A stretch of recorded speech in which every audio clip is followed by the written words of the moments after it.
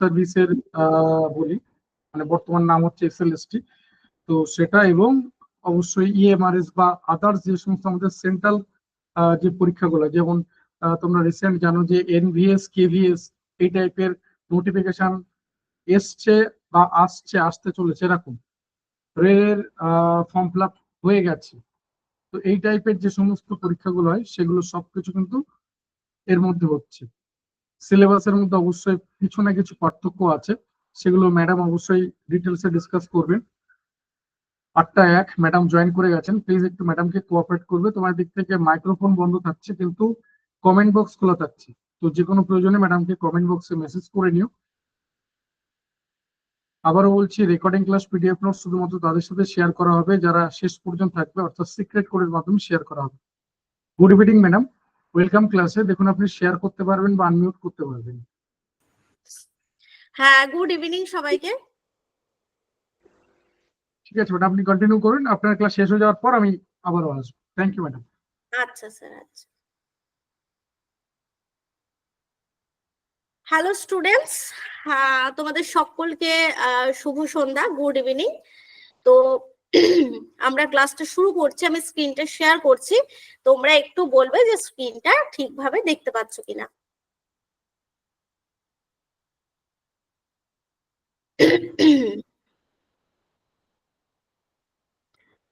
আচ্ছা, একটু প্রবলেম হচ্ছে মনে হয়, দাঁড়াও।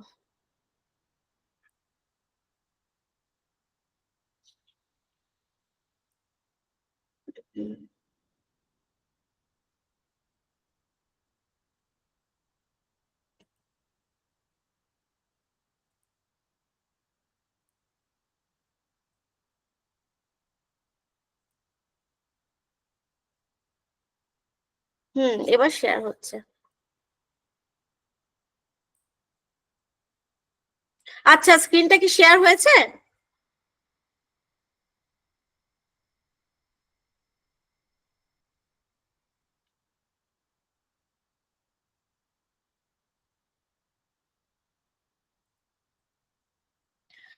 প্রত্যেকে দেখতে পাচ্ছ?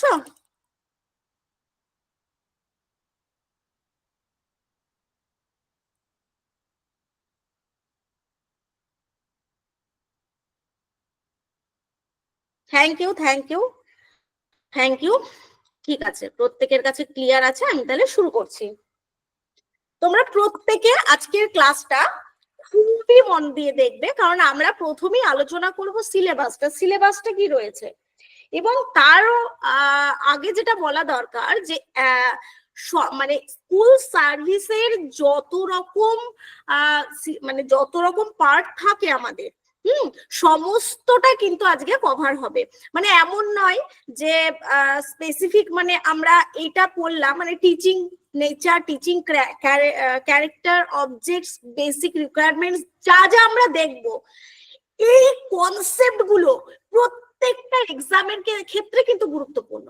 এবং আমি ক্লাসের প্রথমেই তোমাদের কথা দিচ্ছি যে ক্লাসটা পুরোটা দেখো, প্রচুর কিছু তথ্য আমরা আজকে জানতে পারবো, বা এক্সামের ক্ষেত্রে কোন কোন টপিক গুলো আসে বা কোন টপিক থেকে কিরকম প্রশ্ন আসতে পারে, সমস্তটা কিন্তু আজকে আমরা ডিটেলস জানবো।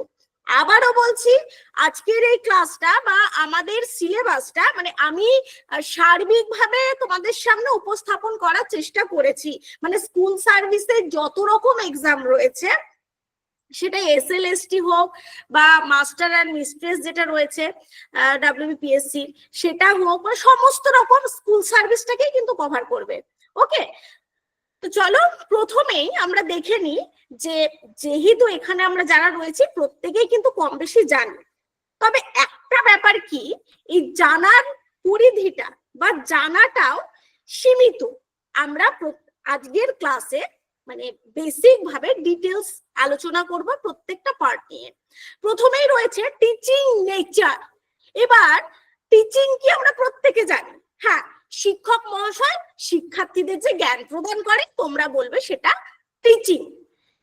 এটা টিচিং এবং এর প্রকৃতি কি কি হতে পারে, প্রকৃতি বলতে কি বোঝায়, মানে শিক্ষণের প্রকৃতি বা টিচিং নেচার কি, সেই সম্পর্কে কারো ধারণা আছে? এটা কিন্তু আমি বেসিক নলেজ দিচ্ছি, এটা কোনো কিছু বলছি না, আমি জাস্ট বেসিক নলেজ দিচ্ছি যে শিখন প্রকৃতি কি বা শিখন প্রকৃতি বলতে আমরা কি বুঝি।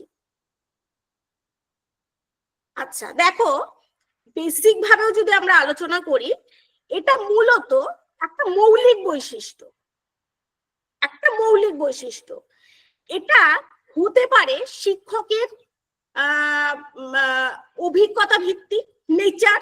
শিখন কি হয়, অভিজ্ঞতার মাধ্যমে অর্জিত হয়, যার ফলে ব্যক্তি তার অভিজ্ঞতা বিভিন্ন রকম বাস্তব জীবনের ঘটনাগুলো থেকে শিক্ষা নিয়ে থাকে এবং সেই প্রকৃতি থেকে শিক্ষার্থীদের শিক্ষাদান করে থাকে। আর বৈশিষ্ট্যাবলী কি হবে, শিক্ষার্থী মানে ক্যারেক্টারিস্টিক্স, যে বৈশিষ্ট্যাবলীগুলো রয়েছে, যেহেতু এখানে শিখন, দেখো বৈশিষ্ট্য কিন্তু টিচিং লার্নিং উভয়েরই হয়। শিক্ষকের যে বৈশিষ্ট্যাবলী থাকবে, কি কি বৈশিষ্ট্য থাকবে, চোখ বন্ধ করে আমরা বলে দিতে পারি যে শিক্ষক একজন আইডল হবেন, শিক্ষকের ভীষণ নৈতিকতা সম্পন্ন হবে, আদর্শবান হবে, এইগুলো ক্যারেক্টারিস্টিক্স এর মধ্যে রয়েছে। এবং বোথ টিচিং লার্নিং উভয় অবজেক্টস রয়েছে, অবজেক্টস বলতে এবং বেসিক যে রিকোয়ারমেন্টস টিচিং এর ক্ষেত্রে, ঠিক আছে। আর কি আমি বললাম, ক্যারেক্টার কিন্তু শিক্ষক এবং শিক্ষার্থীর দুজনেরই কিন্তু আমাদের জানতে হবে যে কি হবে, এবং এইটা জানার জন্যই কিন্তু এডুকেশন বা এই পার্টগুলো নিয়ে আমরা আলোচনা করছি। ফ্যাক্টরস থাকবে, বিভিন্ন রকম অ্যাফেক্টিং টিচিং। টিচিং আজকে তোমরা আমার ক্লাসও করবে, আরো বিভিন্ন রকম ক্লাস করবে, কিন্তু সেখানেও কিছু বিশেষ পার্থক্য থাকবে, যে কারোর একজন টিচারের ক্লাস খুব ভালো লাগছে, কারোর একজন টিচারের ক্লাস খুব খারাপ লাগছে, মানে যে ফ্যাক্টরস অ্যাফেক্টিং গুলো রয়েছে, ঠিক আছে, বৈশিষ্ট্যাবলীগুলো রয়েছে। মেথডস কি রয়েছে আমরা খুব ভালো করে জানি, কি কি মেথড গুলো কি কি রয়েছে। দেখো মেথডের মধ্যে প্রচুর রয়েছে, heuristic method, problem solving method, project method, প্রচুর মেথড রয়েছে, লেকচার মেথড, বিভিন্ন রকম মেথড রয়েছে, ডিসকাশন মেথড। এই মেথড গুলো নিয়ে আমরা একটু পরে ডিটেলস আলোচনা করছি। আর কি রয়েছে, teaching aids and evaluation system. এবং এটা আমি কি বলছি, এই জায়গাটা কিন্তু ভীষণ গুরুত্বপূর্ণ বর্তমান মানে শিক্ষা ব্যবস্থার ক্ষেত্রে বা আমাদের এডুকেশনের ক্ষেত্রে, এটা ভীষণ গুরুত্বপূর্ণ। ইভ্যালুয়েশন, আগে কি হতো, একটা টাইমে আমরা ইভ্যালুয়েশন মানে শুধুমাত্র জানতাম যে মূল্যায়ন করা, শিক্ষার্থী মূল্যায়ন করা, শিক্ষার্থী কতটা ভালো কতটা খারাপ, মানে তার ইমপ্রুভমেন্ট একটা মূল্যায়ন করতাম।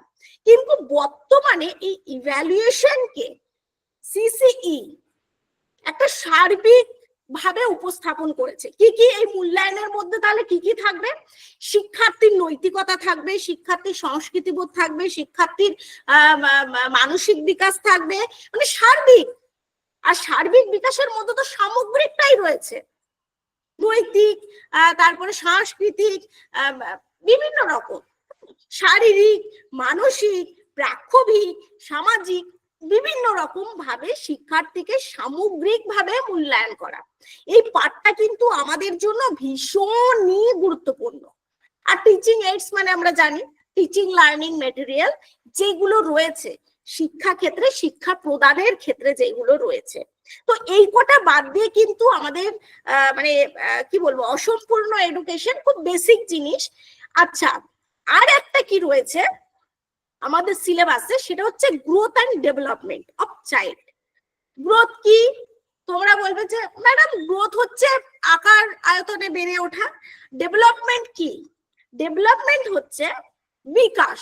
একটু আগেই যেটা আলোচনা করলাম, বিকাশ হচ্ছে সার্বিক বা মানে শারীরিক বিকাশ, মানে বিকাশ শুধু একটা জায়গাতে, কিন্তু এই শুধু শারীরিক বিকাশ, ঠিক আছে, শারীরিক বিকাশ, ঠিক আছে, বিকাশটা কিন্তু শুধু সীমাবদ্ধ নয় যে শুধু শারীরিক বিকাশে সীমাবদ্ধ, শুধু মানসিক বিকাশে সীমাবদ্ধ, সেরকমটা নয়।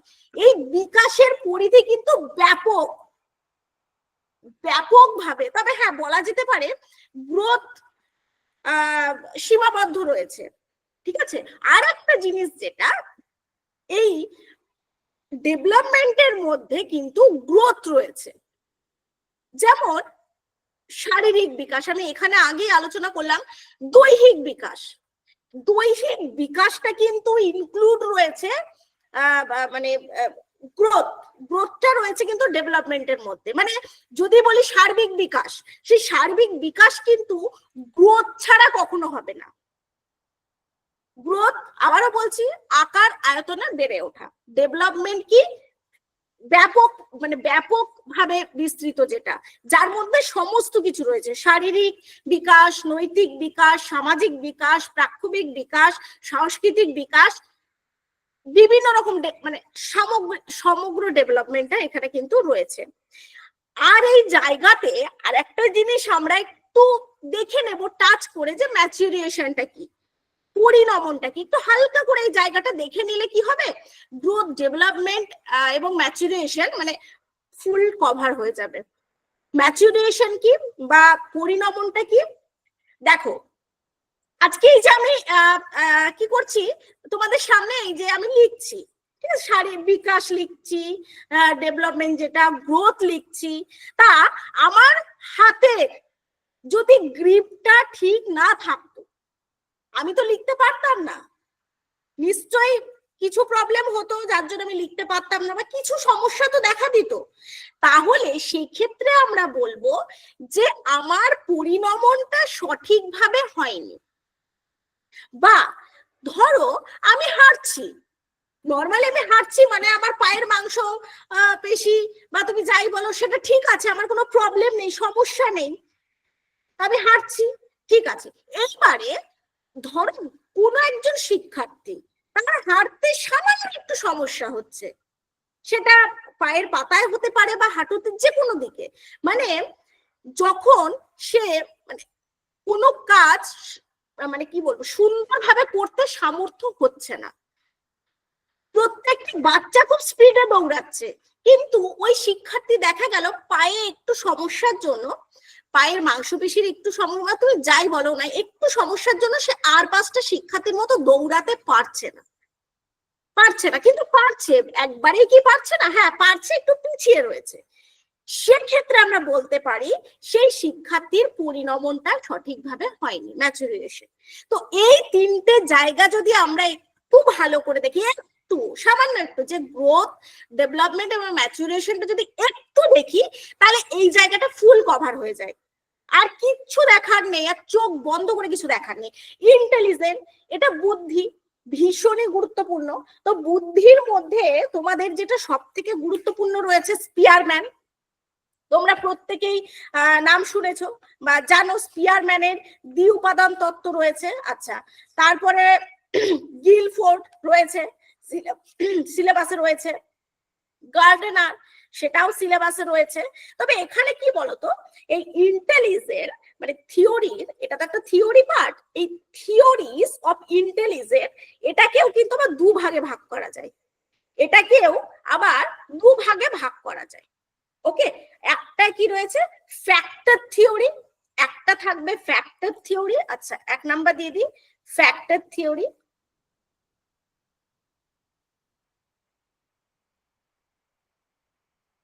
আর কি থাকবে, আর থাকবে তোমার কগনিটিভ থিওরি, জ্ঞানমূলক তত্ত্ব, ঠিক আছে।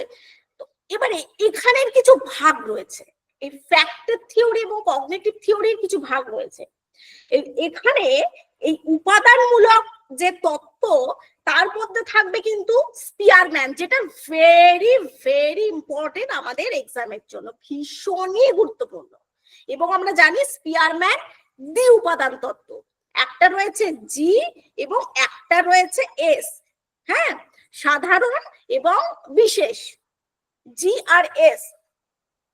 তো জি আর এস এই দুটো ডিফারেন্সিয়েশনটা কেউ বলতে পারবে যে জি আর এস এর পার্থক্যটা কি রয়েছে?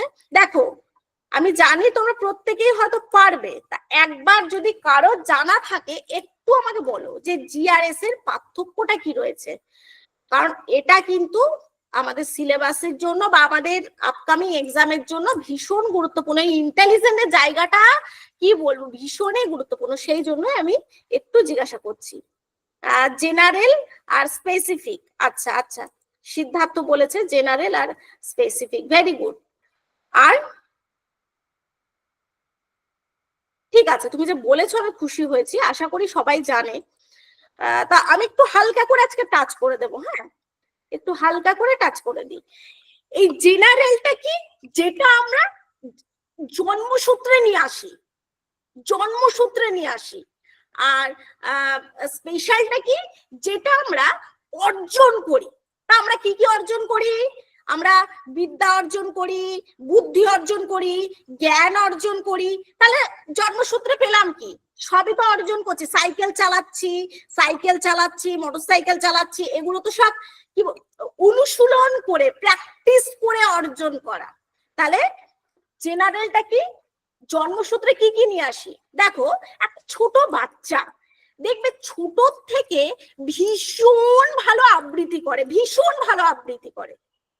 তাহলে ওই বাচ্চাটাকে না শেখাতেই আমরা দেখছি বাচ্চাটা খুব ভালো আবৃত্তি করে, একজন শিক্ষার্থী খুব ভালো আবৃত্তি করে, ও অথচ শেখেনি। তাহলে সেই যে গুণাবলী, সেটাকে আমরা বলবো জেনারেল ফ্যাক্টর, ঠিক আছে। আর যেটা আমরা অর্জন করি অনুশীলনের মাধ্যমে, সেটা হচ্ছে এস ফ্যাক্টর বা স্পেশাল ফ্যাক্টর আর জি ফ্যাক্টর। এই দুটো নিয়ে আমাদের স্পিয়ারম্যানের তত্ত্ব রয়েছে, ভীষণই সোজা, একবার দেখলেই আমরা পুরো পেরে যাব। আর এখান থেকে ধরা বাঁধা কিছু প্রশ্নই আসে, জেনারেল ফ্যাক্টর, এস ফ্যাক্টর, এর বাইরে কিছু আসে না। ওকে, আচ্ছা এবারে আর কি রয়েছে? হ্যাঁ, এবার ইন্টেলিজেন্টে আর রয়েছে স্টার্ন, স্টার্নের একক উপাদান তত্ত্ব, ঠিক আছে। স্পিয়ারম্যান হলো, এখানে দিই স্টার্ন, স্টার্নের কি থাকবে? একক উপাদান তত্ত্ব। একক উপাদান তত্ত্বটা একটু আমরা দেখে নেব। এখানে মানে এটার যদি বলি, এখানে বুদ্ধিকে এককভাবেই দেখা হয়েছে, ঠিক আছে। মানে এখানে বুদ্ধিকে মানে কি বলবো, গার্ডেনার যেমন 8 ভাগে ভাগ করেছে, তারপরে মানে থমসন যেমন বলেছে যে প্রচুর বুদ্ধি রয়েছে, বাছাইকরণ রয়েছে, সেখানে স্টার্ন বুদ্ধিকে একক ভাবেই উপস্থাপন করেছে। আর থর্নডাইকের দলগত উপাদান তত্ত্ব, এটাও কিন্তু খুব গুরুত্বপূর্ণ আমাদের এক্সামের জন্য। থর্নডাইক, ঠিক আছে, একক উপাদান তত্ত্ব। থার্স্টনের থাকে, থার্স্টনের রয়েছে প্রাইমারি মেন্টাল অ্যাবিলিটি, হ্যাঁ, প্রাথমিক মানসিক তত্ত্ব। তো থমসন, তাই তো?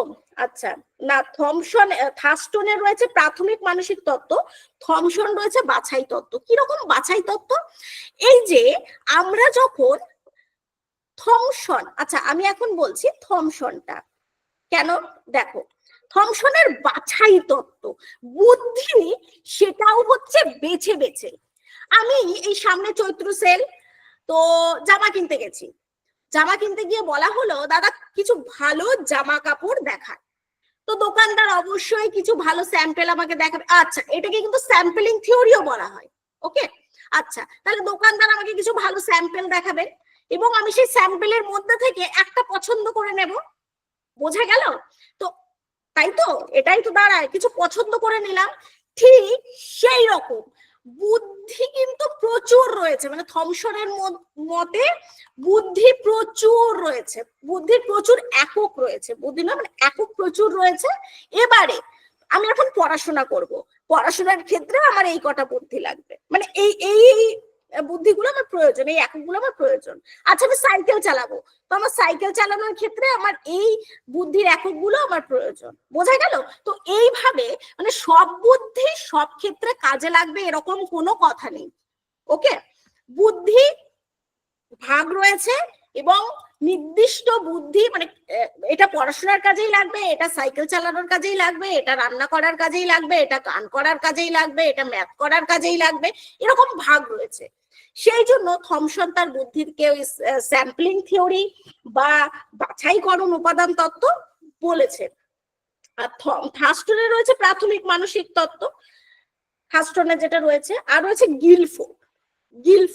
গিলফোর্ডটাও খুব গুরুত্বপূর্ণ। আচ্ছা, গিলফোর্ডটা এখানে একটু বলি।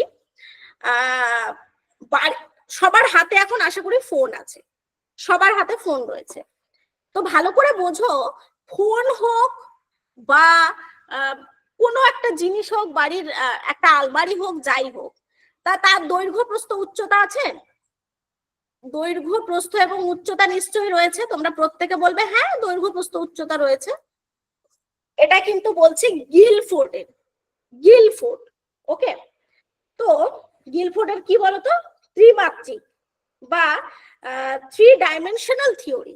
তাহলে বাড়ির, আমি একটা আলমারি ধরে নিলাম, ছেড়ে দাও, বাড়ির একটা আলমারি, তার দৈর্ঘ্য থাকবে, তার প্রস্থ থাকবে, তার উচ্চতাও থাকবে। ঠিক তেমনি গিলফোর্ড বলেছেন বুদ্ধিরও দৈর্ঘ্য প্রস্থ উচ্চতা রয়েছে। বুদ্ধিরও কি রয়েছে, দৈর্ঘ্য রয়েছে, প্রস্থ রয়েছে এবং উচ্চতা রয়েছে। এবং এই দৈর্ঘ্য প্রস্থ এবং উচ্চতাকে তিনি বিভিন্ন ভাবে আমাদের সামনে উপস্থাপন করেছেন। সেইগুলো আমরা দেখব। যেমন বিভিন্ন রকম ভাগ রয়েছে, এখানে প্রচুর ভাগ রয়েছে। তো মেইন কথা তিনি এটাই বলেছেন যে বুদ্ধিরও দৈর্ঘ্য প্রস্থ উচ্চতা রয়েছে এবং সেইগুলো তিনি আমাদের সামনে উপস্থাপনও করেছেন। যেমন ডাইমেনশনাল অফ প্রোডাক্ট, ফলাফলের মাত্রা, তারপরে রয়েছে আর কি রয়েছে, ফলাফলের মাত্রার বিভিন্ন ভাগ রয়েছে। তারপরে আর আচ্ছা, আরো ঠিক খেয়াল পড়ছে না, ফলাফলের মাত্রা, উৎপাদনগত মাত্রা আর অনুশীলনের মাত্রা, এরকম প্রক্রিয়াগত মাত্রা, এই 3টে মাত্রা রয়েছে এবং এই 3টে মাত্রারও ভাগ রয়েছে। ঠিক আছে, 5টা, 4টে, 6টা, এবং এগুলোরও আবার কিছু কিছু মানে সাব পয়েন্ট রয়েছে, সেগুলো আমরা ডিটেলস দেখে নেব। আচ্ছা, গার্ডেনার তো আমরা প্রত্যেকে জানি, যে 8 রকম বুদ্ধির কথা বলেছে। গার্ডেনার 8 রকম বুদ্ধির কথা বলেছে, মনে আছে? গার্ডেনারের 8 রকম যে বুদ্ধির কথা বলেছে সেটা মনে আছে গার্ডেনার? একটু দেখে নেব আমি কমেন্ট বক্স। আর গার্ডেনার যে 8 রকম বুদ্ধির কথা বলেছে, গার্ডেনারের 8 রকম বুদ্ধির কথা কি কারো মনে আছে? এখান থেকেও কিন্তু প্রশ্ন আসে। আচ্ছা আচ্ছা আচ্ছা, এই বলেছো স্মেলিং, ক্রাইং, এগুলো জি ফ্যাক্টর, এগুলো তো কোনো, কে বলেছে, রুমা খাতুন, এগুলো তো কোনো গুণাবলী নয়, এগুলো তো সহজাত।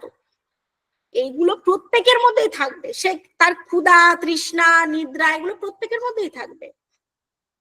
আচ্ছা, মনে রয়েছে গিলফোর্ডের যে 8টা ভাগ রয়েছে, মানে 8 রকম বুদ্ধির উল্লেখ রয়েছে, সেটা কারো মনে আছে? ঠিক আছে, চলো আমরা একটু নিজেদের মধ্যে আলোচনা করে নিই। সে 8 রকম বুদ্ধির মধ্যে সব থেকে যেটা গুরুত্বপূর্ণ সেটা হচ্ছে ইন্টারপার্সোনাল ইন্টেলিজেন্স এবং ইন্ট্রাপার্সোনাল ইন্টেলিজেন্স। ঠিক আছে, এই দুটো থেকেই কিন্তু প্রশ্ন আসে। এই যে দুটো পয়েন্ট আমি বললাম, এই দুটো পয়েন্ট থেকেই কিন্তু প্রশ্ন আসে। ওকে, যেটা আন্তঃব্যক্তি বুদ্ধি এবং অন্তঃব্যক্তি বুদ্ধি। অন্তঃব্যক্তি বুদ্ধি কি? নিজস্ব অনুভূতি। অন্তঃব্যক্তি বুদ্ধি কি? নিজস্ব অনুভূতি, আমার অনুভূতি, আমার ইচ্ছা, আমার বোঝার ক্ষমতা, এই সবই কি হয়, নিজের মধ্যে রাখে। ঠিক আছে, এগুলোই হচ্ছে অন্তর্বুদ্ধি, ব্যক্তি সত্তা বিকাশের, মানে এটাই হচ্ছে অন্তর্ব্যক্তি। আর যেটা ইন্টার, সেটা কি বলতো, ব্যক্তির যে অনুভূতি, মানে অন্য ব্যক্তির অনুভূতি, আচরণ, ইচ্ছা, প্রেষণা, যদি বলি প্রেষণা, এই সমস্ত কিছু মানে বোঝার বিশেষ ক্ষমতা আর কি, সেটাই হচ্ছে আন্তঃবুদ্ধির পরিচয়। ওকে, যেমন এদের এক্সাম্পলে যদি বলা যায়, বিভিন্ন রকম সেলসম্যানটা কিন্তু খুব ভালো বোঝে যে কে কোন জিনিসটা বুঝবে আর কি, তো সেই মতো তারা আচরণ করে। এটা কিন্তু অবশ্যই ইন্টারপার্সোনাল, এটা মনে রাখবে, ইন্টারপার্সোনাল। শিক্ষক শিক্ষক কি হয়, শিক্ষার্থীদের মন কিন্তু মানে খুব তাড়াতাড়ি বুঝতে পারে, কারণ মন খারাপ বা কেউ বেশি কথা বলছে বা কেউ একটু মন মরা হয়ে আছে, শিক্ষক কিন্তু মনটা বুঝতে পারে। তো সেক্ষেত্রে শিক্ষককেও কিন্তু আমরা বলতে পারি ইন্টারপার্সোনাল ইন্টেলিজেন্টের মধ্যে। ওকে, এই বিষয়গুলো রয়েছে, এই দুটো পয়েন্ট সব থেকে গুরুত্বপূর্ণ। এছাড়া তো ভাষাগত, যুক্তিগাণিতিক, সঙ্গীত, শারীরিক, এইগুলো তো রয়েছে। তো এইগুলো গেল মোটামুটি। স্টার্নবার্গের তথ্য প্রক্রিয়াকরণ তত্ত্ব, এটা বিস্তারিত আলোচনা, মানে এই টপিকটা যথেষ্ট বড় এবং গুরুত্বপূর্ণ। আর এই কটা পড়লেই ঠিক আছে, আমরা কভার করে নিতে পারবো। আর personality, concept and trend theory. Personality কি, এই যেটা আমরা এত সুন্দর দেখতে পাচ্ছি, পার্সোনালিটি প্রত্যেকেই কথায় কথায় ইউজ করি। আমার ব্যক্তিত্ব, তার ব্যক্তিত্ব, ব্যক্তিত্বটা অ্যাকচুয়ালি কি? ব্যক্তিত্ব হচ্ছে যে বৈশিষ্ট্যাবলী এক ব্যক্তি থেকে অন্য ব্যক্তিকে পৃথক করে, সেটাই হচ্ছে পার্সোনালিটি বা ব্যক্তিত্ব। আমার ব্যক্তিত্ব, আমি কম কথা বলি, আমি কম হাসি, আমি নিজের মধ্যে নিজেকে ইন্ট্রোভার্ট, যেটা পার্সোনালিটিরও ভাগ রয়েছে, ইন্ট্রোভার্ট, এক্সট্রোভার্ট। তো আমি ইন্ট্রোভার্ট পার্সোনালিটি, আমি নিজের মধ্যে নিজেকে রাখতে ভালোবাসি, বাস। আমি আমার দুঃখ, আমার কষ্ট আমি শেয়ার করতে পছন্দ করি না, আমি কম কথা বলি, এটা আমার পার্সোনালিটি, এটা আমি ইন্ট্রোভার্ট পার্সোনালিটি। অন্তর্ব্যক্তিক, আন্তঃব্যক্তিক, সেটা কি কি হয়? প্রাণোচ্ছল, এটা তার ব্যক্তিত্ব।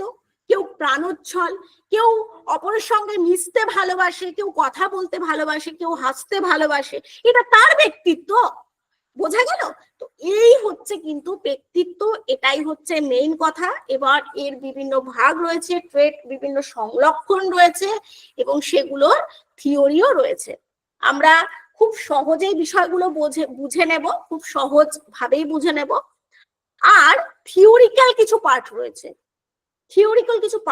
দেখো এখানে একটা কথা বলি, এতক্ষণ যা আলোচনা করলাম তোমাদের জ্ঞানের মধ্যেই, তোমাদের প্রত্যেকেরই এই সম্পর্কে কম বেশি নলেজ রয়েছে। তো এই থিওরি পার্ট গুলো, থর্নডাইকটা কেন পড়বো বলো তো? আমরা চোখ একটু বলো, কেউ একজন বলো যে থর্নডাইকটা কেন পড়বো, প্যাভলভটা কেন পড়বো, স্কিনারের কি দরকার, গেস্টাল্টের কি দরকার? মানে এডুকেশনে আমাদের এই পার্টে এই থর্নডাইক, প্যাভলভ, স্কিনার, গেস্টাল্ট এরা কি করবে, এদের দরকারটা কি আছে বলতে পারবে? একটু বলো। এটা মানে কেন দিয়েছে বা আমাদের জন্য কেন দরকার, আমাদের জন্য কেন দরকার?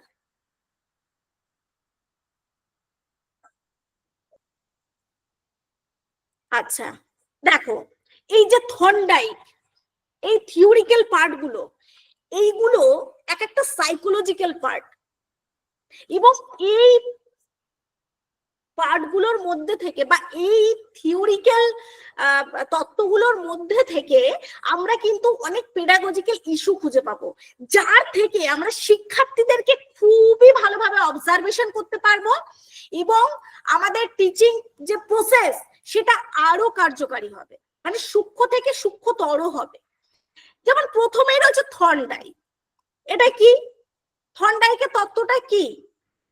মানে মানে থর্নডাইকটা তো সকলে পড়েছো, এই থর্নডাইকের তত্ত্বটা কি? আমরা কি বলি থর্নডাইকের তত্ত্বকে, কি বলি আমরা? একটু মনে করো, কমেন্ট করো না করো, একটু রিমাইন্ড করো, তাহলেই হবে।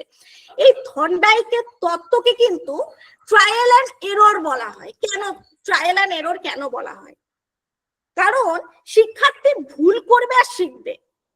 যে কোনো শিক্ষার্থী, সেটা বাচ্চা হতে পারে, সেটা বড় হতে পারে, এখানে বয়সের কোনো এজ লিমিট নেই, সে ভুল করবে আর শিখবে। তা একটা শিক্ষার্থী ভুল করছে, মানে এক টাইম আগে, মানে এক যুগ আগে কি করা হতো, যখন এত পেডাগজিক্যাল ব্যাপারগুলো ছিল না, তখন শিক্ষার্থী ভুল করলে তাকে বকা হতো, নর্মালি তাকে বকতাম, তাকে শাস্তি দিতাম আমরা, বা দেয়ার হতো। কিন্তু এই থিওরির মাধ্যমে আমরা শিখছি বা শিখবো, শিক্ষার্থী ভুল করবে এটাই স্বাভাবিক, ভুল না করাটাই অস্বাভাবিক। একবার কেন, সে 100 বার ভুল করতে পারে। বোঝা গেল? ভুল করবে সেটা স্বাভাবিক এবং ভুলের মধ্য দিয়েই শিক্ষার্থী শিখবে। সেটা জীবনের শিক্ষা হতে পারে, সেটা কোনো অঙ্ক হতে পারে, যে কোনো জ্ঞান হতে পারে, ভুলের মধ্যে দিয়ে শিখবে। এই কনসেপ্টটা আমরা এই থিওরির মাধ্যমে পাবো। প্যাভলভটা কি? প্যাভলভ হচ্ছে কি বলবো, রেসপন্স, উদ্দীপক আর প্রতিক্রিয়া, স্টিমুলাস আর রেসপন্স, তাই তো? আর আর এস, রেসপন্স, স্টিমুলাস আর রেসপন্স। আচ্ছা, তো এসটা আগে হতো, এটা হচ্ছে উদ্দীপক। উদ্দীপকটা কি? উদ্দীপক, আর এটা হচ্ছে প্রতিক্রিয়া। তো উদ্দীপকটা কি? যা কোনো মানে যে বিষয়, যে মানে যা আমাদের উদ্দীপিত করে। আমার ভীষণ খিদে পেয়েছে, তখন তুমি এসে আমাকে বলছো এই গানটা কি সুন্দর, নতুন রিলিজ করেছে, খুব সুন্দর, আমার ভালো লাগবে? লাগবে না। আমার তখন খিদে পেয়েছে, তাহলে আমার কাছে উদ্দীপকটা কি তখন? আমার কাছে স্টিমুলাসটা কি? খাবার। খাবার বাদ দিয়ে আমার তখন কিছুই ভালো লাগবে না। তো যে বিষয়টা আমাদের উদ্দীপিত করে, আজকে চাকরি পাওয়ার যে নেশা, মানে চাকরি পাবার যে প্রবণতা, চাকরি পেতে হবে, তাই তো? এটা আমাদের উদ্দীপক, এটা স্টিমুলাস, যে চাকরি পেতেই হবে। আচ্ছা, প্রতিক্রিয়া স্বরূপ কি করছো? তোমরা এখানে এসছো, তোমরা ক্লাস দেখছো, আশা করি একটু হলেও উপকার হবে, এবং কন্টিনিউ করলে বুঝতে পারবে। সেটা কন্টিনিউ করলেই বোঝা যাবে। একদিনের ক্লাসে তো সমস্ত কিছু আমার পক্ষে সম্ভব নয়, হয়তো গুছিয়ে বলা, বা তোমাদের পক্ষে হয়তো আমাকে বোঝা বা আমার ক্লাসটা বোঝা সম্ভব নয়, সেটা একদিনে সম্ভব নয়। তো যাই হোক, তো প্রতিক্রিয়া, বুঝতে পেরেছো? যা এই উদ্দীপিত করে এবং তার ফলস্বরূপ প্রতিক্রিয়া হয়। আচ্ছা, এখানেও একটা থিওরিক্যাল রয়েছে গল্প, সেটা কি? প্যাভলভ তার কুকুরের উপর একটা পরীক্ষা করেছিলেন, সেটাকে নির্দিষ্ট খাবার দিয়ে নির্দিষ্ট টাইমে। আচ্ছা, এই প্রসঙ্গে বলে রাখি, তোমরা হয়তো জেনে থাকবে তামিলনাড়ু সহ বাঁকুড়ার, পেপারেও কিছুদিন আগে দিয়েছিল, বাঁকুড়ার একটা স্কুলে একটা নির্দিষ্ট টাইমে মানে ঘন্টা পড়বে। দেখো, স্কুলে ঘন্টা পড়ছে আর আমরা বুঝতে পারছি যে স্কুল শুরু, স্কুলে ঘন্টা পড়ছে, আমরা বুঝতে পারছি 1 পিরিয়ড শেষ হলো, বা 2 পিরিয়ড শেষ হলো, বা 3 পিরিয়ড শেষ হলো, বা টিফিন হলো, ছুটি হলো। ঠিক সেম ভাবে এটা নতুন চালু হয়েছে তামিলনাড়ু সহ মানে বেশ কয়েকটা জায়গায়, যে ঘন্টা পড়বে এবং ঘন্টার ধ্বনির সাথে সাথে বা মানে শিক্ষার্থীরা জল খাবে। বুঝতে পেরেছো? তো এটা একটা অভ্যাস, এটা কিন্তু একটা অভ্যাস তৈরি হবে যে ঘন্টা পড়লেই জল খেতে হবে। তো এরকম মানে এই আর কি, যে অভ্যাস, রুলস রেগুলেশন একটা টাইমিং এর পর, এটাও প্যাভলভের সঙ্গে আমরা সংযুক্ত করতে পারি। আচ্ছা, তা গুরুত্বপূর্ণ যেটা, সেটা হচ্ছে এটা শিক্ষা ক্ষেত্রে কি দরকার। এটা যেমন পেলাম, শিক্ষার্থী ভুল করবে স্বাভাবিক, ভুল না করাটাই অস্বাভাবিক। তো প্যাভলভটা কি দরকার শিক্ষা ক্ষেত্রে? প্যাভলভটা হচ্ছে শিক্ষাক্ষেত্রে মানে শিক্ষার্থীর যে অবাঞ্ছিত আচরণ, বুঝতে পেরেছো, সেটা দূরীকরণ করা প্যাভলভের থেকে আমরা জানবো। আর টাইমিং যেটা, ঠিক আছে, মানে একটা রুলস বা টাইমিং এ খাবার, যেমন আমি প্রতিদিন দুপুর 1টার সময় খাবার খাই, মানে 1টা বাজলো মানে আমার দুপুরের খাবার চাই। তো তোমার নর্মালি না ওই 1টার সময় খুব খিদে পাবে, তারপরে 3টে বাজুক 4টে বাজুক সেই খিদেটা কিন্তু আর থাকবে না। তো এরকম একটা টাইম মেনটেন, ব্যালেন্সিং, এরকম একটা ব্যাপার রয়েছে প্যাভলভের তত্ত্ব থেকে আমরা জানবো। সেটা স্কিনার। স্কিনার কি? স্কিনারে আমরা দেখেছিলাম স্কিনার বক্স রয়েছে, সেখানে একটা সম্ভবত ইঁদুরকে ঢোকানো হয়েছে, এবং সেই স্কিনার বক্সটা এমন যে একটা নির্দিষ্ট স্থানে চাপ দিলেই দরজা খুলে যাবে না, নির্দিষ্ট স্থানে চাপ পড়লে ওই স্কিনার বক্সের মানে খাঁচার মধ্যে খাবারটা চলে আসবে এবং খাবারটা সে খাবে, তাই তো? তাহলে এখানেও কি হয়, বিশৃঙ্খল ভাবে ছোটাছুটি করে, ছোটাছুটি করার পর ওই নির্দিষ্ট জায়গায় চাপ পড়ে এবং খাঁচার মধ্যে খাবার আসে। তো এইটাও শিক্ষা ক্ষেত্রে শিক্ষার্থীদের কি প্রভাব ফেলছে সেটাও দেখবো। শিক্ষার্থীদের মানে এবার যদি জিজ্ঞাসা করি যে স্কিনারের তত্ত্ব শিক্ষা ক্ষেত্রে কি প্রভাব ফেলছে, তোমরা কেউ বলতে পারবে?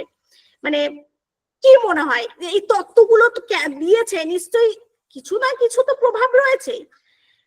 এটা কি হতে পারে, মানে স্কিনারের তত্ত্ব শিক্ষা ক্ষেত্রে কি প্রভাব ফেলবে, জানা আছে?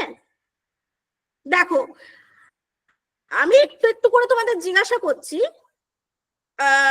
বলতে পারো, আমি প্রত্যেক ব্যাচে এটা বলি, মানে প্রশ্নকরণ কেন করি আমি সেটা একটু বলে রাখি। প্রশ্নকরণের একটাই উদ্দেশ্য শিক্ষার্থীদের পূর্বজ্ঞান যাচাই করো।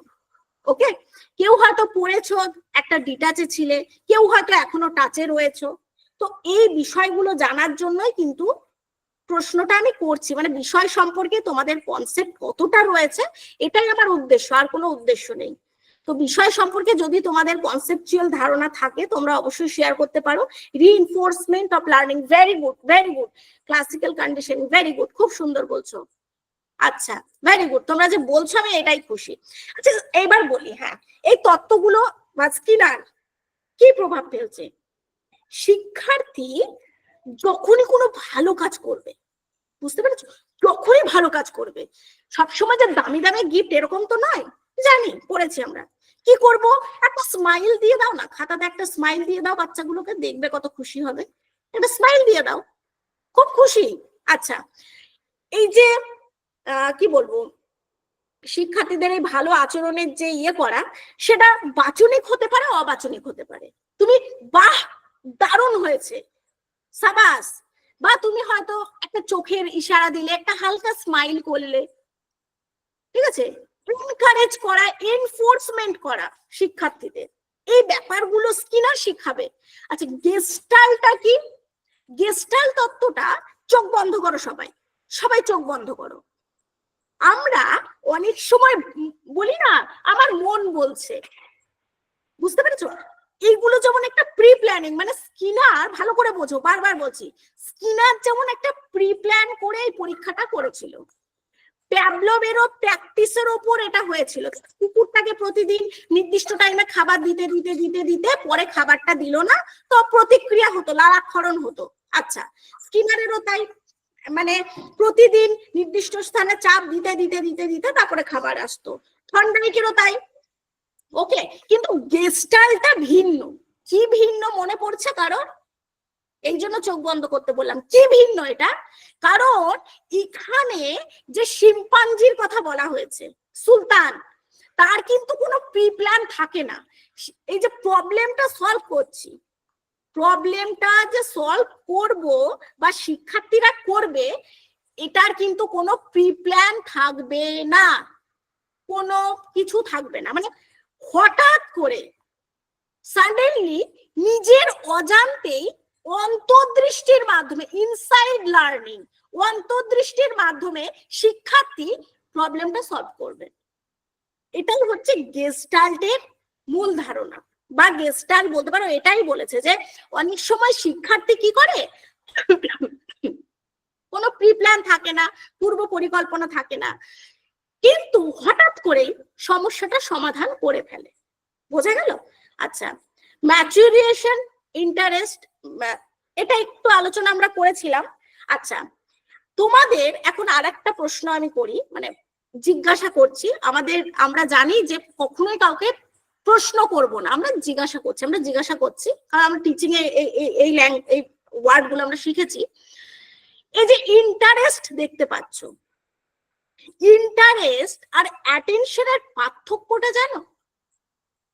টার্ম দুটো তো একই।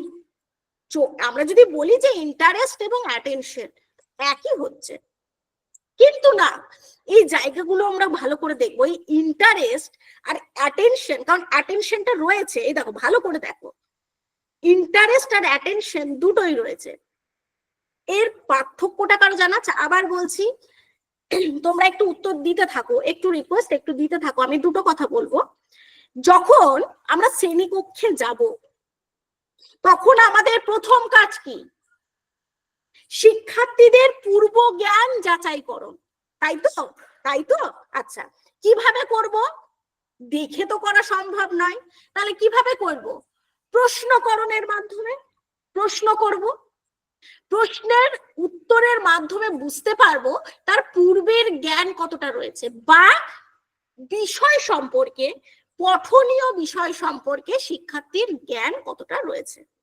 তো আমারও এই উদ্দেশ্যে এই ইন্টারেস্ট আর এই যে অ্যাটেনশন, এই জায়গাগুলো কিন্তু ভীষণ সূক্ষ্ম, ভীষণই সূক্ষ্ম। অ্যাটেনশন থেকে ইন্টারেস্ট হবে, মনিকা বলেছে। আচ্ছা, বাহ বাহ, অ্যাটেনশন থেকে ইন্টারেস্ট হবে, ইন্টারেস্ট থেকে অ্যাটেনশন ভালো থাকবে। আচ্ছা, খুব সুন্দর হয়েছে, থ্যাংক ইউ সো মাচ, খুব খুশি আমি। দেখো, ইন্টারেস্ট আগ্রহ এবং অ্যাটেনশন হচ্ছে মনোযোগ, দুটোকে আমরা এক চোখে দেখলেও ইন্টারেস্ট মানে নর্মালি আমরা জানবো আগ্রহ, আর অ্যাটেনশন মানে আমরা জানবো মনোযোগ। যদিও এই দুটোই আমাদের সিলেবাসে রয়েছে, দুটো সম্পর্কেই জানবো। পুঁথিগত বাদ দাও, গড়ের উপরে জেনে নেব আগ্রহ না থাকলে ইন্টারেস্ট হবে না। ভালো করে শোনো, আগ্রহ যদি না থাকে ইন্টারেস্ট মানে সরি ইন্টারেস্ট যদি না থাকে, আগ্রহ যদি না থাকে, অ্যাটেনশন মনোযোগ জীবনে হবে না। তুমি এডুকেশনটাকে ভালোবাসো, তুমি ড্যাম শিওর 90% মনোযোগ দিয়ে ক্লাসটা করবে। এডুকেশনটাকে ভীষণ কঠিন লাগে বাবা, এই এত থিওরি সব পাকিয়ে যায়, বাবা মরে থাকেন না।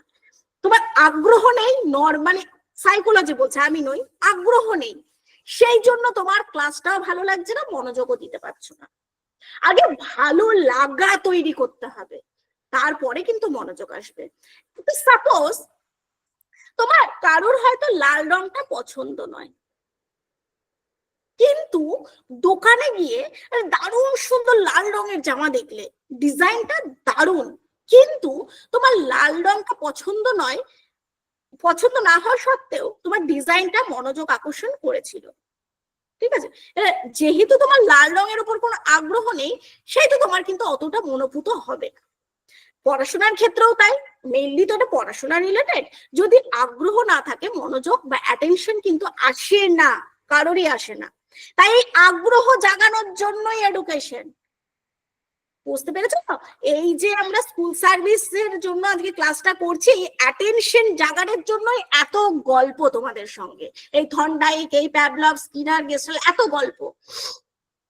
এবার আগ্রহ কিভাবে জাগবে তার বিভিন্ন রকম ওয়ে রয়েছে, আমরা আলোচনা করব। আচ্ছা, মোটিভেশনটা একটু দেখি। মোটিভেশন কি? মোটিভেশন যার বাংলাটা আমরা বলতে পারি, মানে আমাদের সাইকোলজি অনুযায়ী প্রেরণা, বোঝা গেল? আচ্ছা, প্রেরণা কি? প্রেরণা কি? প্রেরণা হচ্ছে এক কথায়, ভালো করে বোঝো, একটু একটু কেউ রিমাইন্ড করো, তারপরে আমি বলি। প্রেরণা হচ্ছে এক কথায় খিদে, ঠিক আছে? আচ্ছা, কিসের খিদে? খিদেটা কিসের? অভাব বোধের খিদে। তা অভাব বোধটা কিসের? বর্তমানে আমাদের সেলফ ডিপেন্ড হওয়ার খিদে, এবং সেই খিদের তাড়নায় কিন্তু আজকে আমরা এই ক্লাসে উপস্থিত হয়েছি, তাই তো? তো প্রথমেই মোটিভেশনের একটা চক্র আছে, এই মোটিভেশনটা আমরা দেখছি না, ভীষণ সোজা। মোটিভেশনাল একটা সাইকেল রয়েছে। প্রথমেই তার মধ্যে থাকবে নিড, মানে চাহিদা, বুঝতে পেরেছো? যেমন চাহিদা এবার কিসের হতে পারে? খিদের চাহিদা হতে পারে, আমার প্রচন্ড খিদে পেয়েছে, আমার ভাত চাই, রুটি চাই, বাস হতে পারে। বা কারো পদমর্যাদা দরকার, কারো সম্মান, হ্যাঁ, কারো টাকা পয়সা, কিন্তু বর্তমানে আমাদের চাহিদা সেলফ ডিপেন্ড হওয়ার, স্বনির্ভর, এবং সেটা সম্মানের সঙ্গে। তো এই যে চাহিদা, এই যে নিড, এই যে নিড, এই যে চাহিদা, এটা কি হবে? এটা তোমাকে, আমাদের যখন স্বপ্ন, একটু এপিজে আব্দুল কালামের ওই বাণীটা সবাই জানো, জানো সবাই, একবার রিপিট করছি জাস্ট। স্বপ্ন সেটা নয় যেটা ঘুমিয়ে দেখি, স্বপ্ন সেটাই যেটা ঘুম কেড়ে নেয়।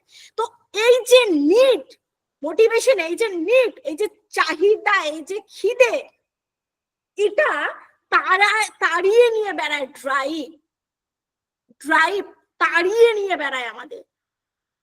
যেমন দেখবে আমরা এখন কম্পিটিশনের পড়াশোনা, ঠিক আছে, আমি পেছবো তো আমিই পেছবো, দুনিয়ায় কারোর কিচ্ছু আসে যায় না।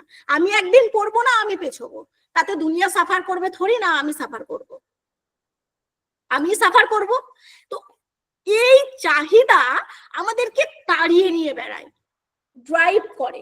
হ্যাঁ, সাকসেস পেতে গেলে তো চাহিদা চাই, এবং চাহিদাটাকে কার্যকারী করার জন্য সেটাকে ড্রাইভ করতে হবে। মানে প্রাণের মধ্যে একটা অস্বস্তিকর, এই ড্রাইভটাকে একটা অস্বস্তিকর অবস্থার সৃষ্টি হয়, হ্যাঁ, যা অভাব মেটানোর জন্য তাকে সক্রিয় করে তোলে। সেটা খাবারের অভাব হতে পারে, চাকরির অভাব হতে পারে, প্রতিপত্তির অভাব হতে পারে, যে কোনো অভাব। এর ফলে আমরা কি করি, সহায়ক আচরণ করি, ইনস্ট্রুমেন্টাল বিহেভিয়ার, সহায়ক আচরণ করি, তাই না? তাহলে আমাকে তো হাতে এসে কেউ চাকরি দেবে না, বা আমাকে ফোন করে ডেকে বলবে না আপনি আসুন আপনার ইন্টারভিউ আছে, চাকরি পাক্কা। তা আমাকে তো দরজায় যেতে হবে, চাকরির দরজায়। তো চাকরির দরজায় দিতে গেলে তো শ্রম দিতে হবে। তো এই শ্রম দেওয়ার জন্য ইনস্ট্রুমেন্টাল বিহেভিয়ার, সহায়ক আচরণ করতে হয়, তাই না? করতে হবে। ভোরে কিছু তো সাফার করতেই হবে, একটা কিছু সাফার না করলে তো আমি আর একটা পাবো না, নর্মাল। আমি যদি ভোরে না উঠি আমি সূর্যোদয় দেখবো কি করে? বেলা পর্যন্ত ঘুমিয়ে তো সূর্যোদয় দেখা যাবে না। তো মোটিভেশন এটাই বলছে যে কিছু পাবার জন্য আমাদের কিন্তু সহায়ক আচরণ করতে হবে। এবার উদ্দেশ্যটা বিভিন্ন রকম হতে পারে, ফলাফল ইতিবাচক নেতিবাচক উভয়ই হতে পারে। তো এই গেল আমাদের খুব interesting topic motivation, interest, attention, memory নিয়ে আজকে আমরা আলোচনা করব। আচ্ছা, আর একটা যেটা তোমাদের সঙ্গে একটু আলোচনা করব, এই যে শিক্ষা, এডুকেশন, টিচিং লার্নিং হলো, গড়ের ওপরে আমরা সব হালকা হালকা বুঝেছি, বিশাল কিছু নয়। বারবারই বলছি, একটা ক্লাসে আমাকে বোঝা বা ক্লাস বোঝা বা তোমাদের আমি বুঝবো সেটা সম্ভব নয়। ওকে, তো এই শিক্ষা ক্ষেত্রে আর কি কি প্রভাব ফেলে একটু দেখে নেব। আইডিয়ালিজম, আদর্শবাদ, এই শিক্ষা ক্ষেত্রে আইডিয়ালিজম, এই বিষয়গুলো হালকা করে করে দেখে নেব আমরা। আইডিয়ালিজম থাকবে, প্রগমেটিজম থাকবে। ওকে, এই বিষয়গুলো একটু হালকা করে করে আমরা দেখব। প্রগমেটিজম থাকবে, মার্কসিজম থাকবে, এই বিষয়গুলো দেখব। আচ্ছা, তো আর হ্যাঁ ঠিক আছে, অনেকটাই আমরা আজকে স্মৃতি নিয়ে ডিটেলস আলোচনা করব। আচ্ছা, এইগুলোর উপরে একটু হালকা করে আমরা আলোচনা করে নিই, তাই তো? একটু হালকা করে আলোচনা করি। আচ্ছা, প্রথমে আমরা দেখব আইডিয়ালিজম। আইডিয়ালিজমটা কি? আইডিয়ালিজমটা কি বলতে পারবে? কে বলবে? এটা কিন্তু একটা দার্শনিক দৃষ্টিভঙ্গি, এটা তো আমাদের দৃষ্টিভঙ্গি নয়। এটা এবারে মেইন কথা এত কিছু ব্যাপার নয়, ব্যাপারটা হচ্ছে শিক্ষা ক্ষেত্রের অবদানটা কি, শুধু এইটুকু বোঝা, আর কিচ্ছু বোঝা নয়। তো এই দৃষ্টিভঙ্গি বিশ্বাস করে যে চিন্তা, ধারণা, মানসিক গুণাবলী প্রকৃত বাস্তবতা। আমরা বলি না এটা বাস্তব ওটা বাস্তব, কিচ্ছু বাস্তব না। বাস্তব হচ্ছে আমাদের মানসিক গুণাবলী, বুঝতে পেরেছো? এবারে এটা শিক্ষা ক্ষেত্রে কি প্রভাব ফেলছে? জ্ঞান ও নৈতিকতায় গুরুত্ব দেবে। শুধু তথ্য শেখানো নয়, মূল্যবোধ তৈরি করা, তারপরে আত্মবিশ্বাস বাড়ানো, শিক্ষার্থীদের আত্মবিশ্বাস বাড়ানো, সত্যের অনুসন্ধান করা, নৈতিক শিক্ষা, এই বিষয়গুলো এখানে রয়েছে। আর আইডিয়ালিজম মেইনলি মানে এটা কিন্তু প্লেটোর দর্শন অনুযায়ী এটাকে মানে আইডিয়াল নলেজ হিসাবে আমরা মানে আজকে পাচ্ছি। আর হচ্ছে প্র্যাগম্যাটিজমটা কি? এটার মানে এটার বাংলাটা হচ্ছে তোমার প্রয়োগবাদ। তা প্রয়োগটা কি করব?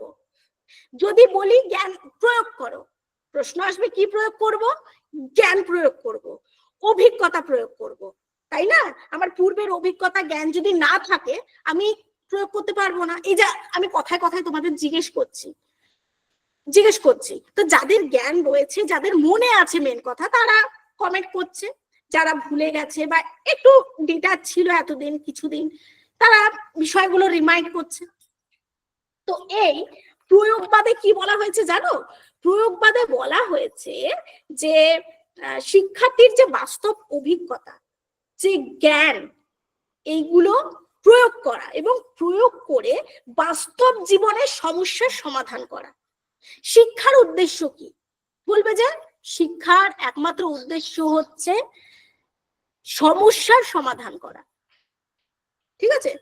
এটাই প্রয়োগবাদ। এবার এটা পরিবর্তনশীল হতে পারে। এবার যদি কোথাও পাও প্রয়োগবাদ কি পরিবর্তনশীল? পরিবর্তনশীল। আমাদের মানসিকতা পরিবর্তন হচ্ছে, শিক্ষা নীতি পরিবর্তন হচ্ছে, সব পরিবর্তন হচ্ছে, এটাও পরিবর্তনশীল, কারণ আমাদের অভিজ্ঞতা ও বিজ্ঞান সময়ের সঙ্গে সঙ্গে পরিবর্তিত হয়। তাহলে প্রয়োগবাদটা কেন পরিবর্তন হবে না? এটাও পরিবর্তনশীল।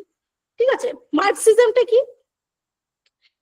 এখানে মানে এটা মানে জ্ঞান অর্জনের একটা শুধু প্রক্রিয়া নয়, যে এখানে শুধু জ্ঞান অর্জন হবে এটা নয়, এবং সমাজ পরিবর্তনের হাতিয়ার হিসেবে এটা গুরুত্ব দেওয়া হয়, সমাজ পরিবর্তনের। ঠিক আছে, যেমন শিক্ষা ও সামাজিক পরিবর্তন, তারপরে শিক্ষা ও সামাজিক পরিবর্তন, আর্থসামাজিক পরিবর্তন, বৈষম্যহীন, সব থেকে গুরুত্বপূর্ণ যেটা বৈষম্যহীন শিক্ষার উপর জোর দেওয়া, যেখানে কোনো মানে নারী পুরুষ হিন্দু কোনো কি বলবো জাতি ধর্ম সমস্ত কিছুর ঊর্ধ্বে গিয়ে শিক্ষা দেওয়া। তো এটা আমাদের কিন্তু ইনক্লুড রয়েছে। ঠিক আছে, আর বিভিন্ন রকম কমিশন রয়েছে, তোমাদের বলে দিই বিভিন্ন রকম কমিশন গুলো আমরা হালকা করে দেখে নেবো, এগুলোর মানে জাস্ট মানে কি বলবো এক দু কথা একটু দেখে নেব। যে Mudaliar commission, Radhakrishnan commission, Kothari commission, Ramamurthy commission, জাতীয় শিক্ষানীতি 1986। ওকে, আর এখানে একটু লিখে দিই, আর যেটা আমরা দেখব খুব গুরুত্বপূর্ণ এবং যেখান থেকে খুব প্রশ্ন আসে, এনইপি 2020। আচ্ছা আমাকে একটু বলো, এটা আমার লাস্ট প্রশ্ন, আর তোমাদের বিরক্ত করবো না। এই এনইপি 2020 নিউ এডুকেশন পলিসি 2020 প্রথম কত সালে ছিল, মানে কত সালে হয়েছিল, যেটা সংশোধিত হয়ে 2020 হয়েছে? কারো জানা আছে? চট জলদি কমেন্ট করে দাও, চট জলদি বলো, চট জলদি একটু বলে দাও প্রথম কত সালে হয়েছিল এই যে এনইপি 2020। এটা কিন্তু কেন গুরুত্বপূর্ণ আমি একটু বলি, তোমরা জানলে কমেন্ট করো, আমি চেক করে নিচ্ছি কেন গুরুত্বপূর্ণ। মানে এটাকে শিক্ষাক্ষেত্রে, এখনকার শিক্ষাক্ষেত্রে এটাকে গুরুত্ব দেওয়া হচ্ছে কেন? কারণ আগে ছিল আমাদের শিক্ষার 10+2+3, তাই তো? মাধ্যমিক ছিল, উচ্চ মাধ্যমিক ছিল, গ্রাজুয়েশন ছিল। এখন কি করা হয়েছে? এখন কি করা হয়েছে কে বলবে? কেউ বলতে পারবে? আচ্ছা আমি একটু কমেন্ট বক্সটা চেক করে নিই। আচ্ছা 1968, ভেরি গুড ভেরি গুড, অনেক সঠিক উত্তর এসছে। আর এনইপি 2020 তো প্রথমে তো ছিল 1968, তারপরে হয়েছে 1986, তারপরে সেটা সংশোধিত হয়েছে 2020। তো এই 2020টা গুরুত্বপূর্ণ কেন, মানে কি আলোড়ন ফেলেছে বা কোন জায়গাতে গুরুত্বপূর্ণ, মানে এর যে স্ট্রাকচার সেটা কি, এর যে শিক্ষা স্ট্রাকচার সেটা কি, বলো বলো বলো। বেশ কয়েকটা উত্তর এসছে, ভেরি গুড। আচ্ছা আমি বলি, তোমরা একটু দেখো তাহলে, হ্যাঁ কমেন্ট পাইনি। এর স্ট্রাকচারটা হচ্ছে প্রথমেই 3+4+ তারপরে কি, প্রথমে একটা বাচ্চা অ্যাডমিশন হলো, বালবাটিকাতে হলো, বা বর্তমানে এখন 2-2.5 বছরেই ভর্তি হয়ে যায় বাচ্চা, তাই না? 2-2.5 বছরেই ভর্তি হয়ে যাচ্ছে। কিন্তু আমরা জানি একটা বাচ্চা কিন্তু ক্লাস 1, মানে এখন যেটা হচ্ছে ক্লাস 1 হলেই, মানে সরি ক্লাস 3 মানে 6 থেকে 8 হলেই সে 1-এ ভর্তি হতে পারবে, মানে এর মধ্যে হতে হবে, এটা কিন্তু বলা হয়েছে। আর কেউ কিছু আচ্ছা দাঁড়াও, একটু ভুল হলো, মানে 3 বছর বয়সে ভর্তি হতে পারবে, সে অ্যাডমিশন হতে পারবে, কিন্তু যে স্ট্রাকচার আমি এখানে করে দিই, যে স্ট্রাকচারটা দেওয়া হয়েছে 5+3+3+4, সে অ্যাডমিশন হচ্ছে কিন্তু 3 বছর বয়সে, 2.5 থেকে 3 বছরের মধ্যে সে অ্যাডমিশন হচ্ছে। তারপরে তার যখন 6 বছর বয়স হবে, মানে 6 থেকে বলা হচ্ছে 8-এর মধ্যে সে 1-এ যাবে, এবং 8-এর মধ্যে, বুঝতে পেরেছো, যখন 8 থাকবে তার মানে তার মধ্যে ক্লাস 2-এও অ্যাডমিশন হতে হবে। মেইনলি এটা হচ্ছে ক্লাস 1-এর অ্যাডমিশন, এবং এর আগে সে বালবাটিকাতে থাকবে বা অঙ্গনারীতে থাকবে। ওকে, মানে অ্যাডমিশন 3 বছর বয়স থেকেই কিন্তু একটা বাচ্চা হতে পারবে। যাই হোক, এটা একটা এই বিষয়গুলো নিয়ে কিছু ধরাবাঁধা প্রশ্ন আছে, এখানে বিশাল কিছু নেই, কিছু ধরাবাঁধা প্রশ্ন আছে এবং সেই ধরাবাঁধা প্রশ্নগুলো করলেই আমরা এই জায়গাটা কভার করতে পারবো, কোনো অসুবিধা হবে না। আর সোশ্যালাইজেশনটা একটু দেখে নেব, সামাজিকীকরণ কি রয়েছে শিক্ষার্থীদের জন্য, একটা শিশু সোশ্যালাইজেশনটা কিভাবে করে।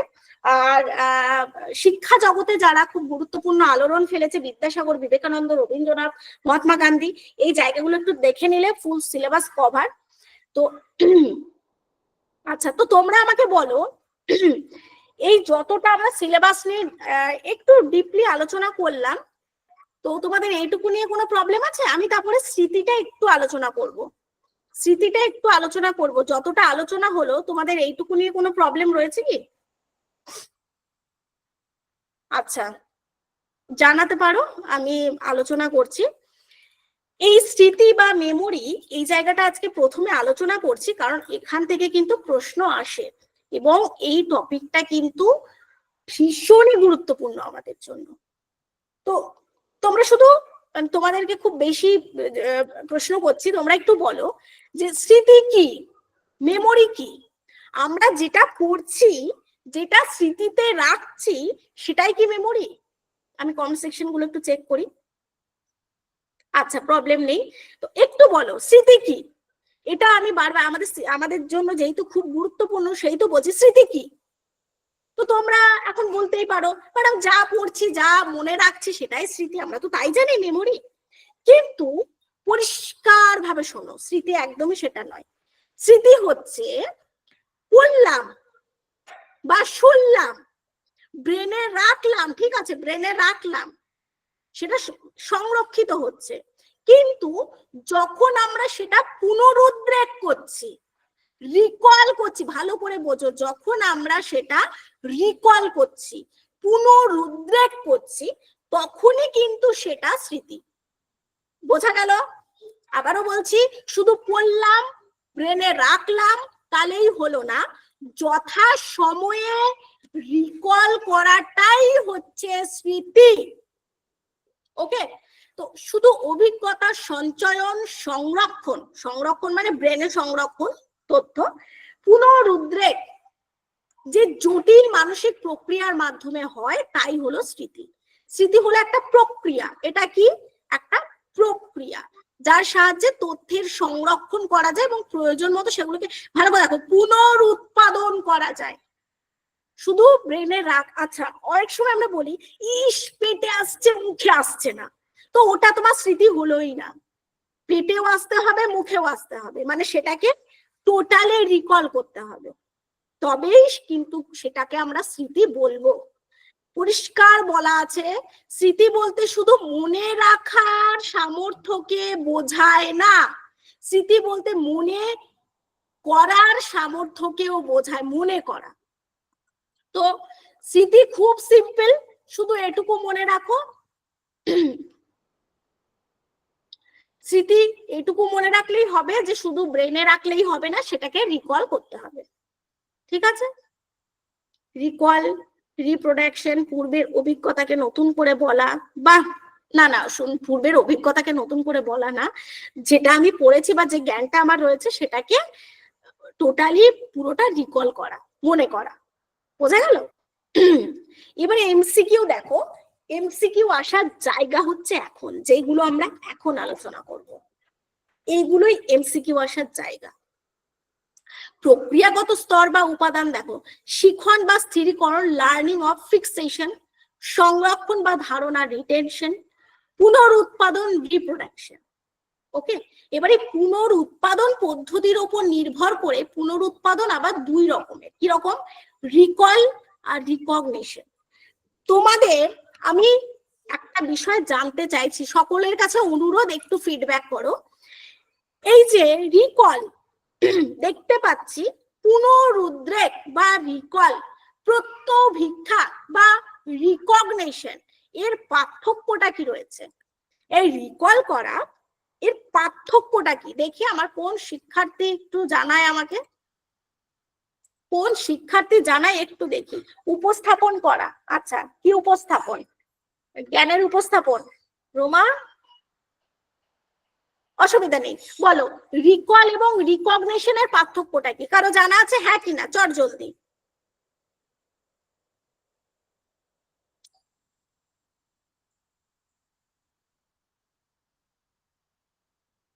আচ্ছা, হয়তো তোমরা মনে করছো, ঠিক আছে মনে করো। দেখো, যখন আমরা কোথাও রিকল পাবো, ভালো করে বোঝো, রিকোয়েস্ট আমার, এই জায়গা কিন্তু আর মানে যে কানে শুনবে এটা যে কত দিন মনে থাকবে। পুনরুদ্রেক, রিকল আর রিকগনিশনের পার্থক্যটা হচ্ছে এই প্রত্যভিক্ষা মানেটা এক কথায় চেনা। বোঝা গেছে? চেনা কিরকম? এই যে পুনরুদ্রেক, এটা কিন্তু বস্তুর অনুপস্থিতিতে হয়। বস্তুর বা অপশন যাই বলি না কেন, এক্সাম্পল দেব আমরা, অনুপস্থিতিতে হয়। আর এটা কি বস্তু বা ব্যক্তির উপস্থিতিতে হয়। কিরকম? আচ্ছা কিরকম একটু ভেঙে বলি কিরকম।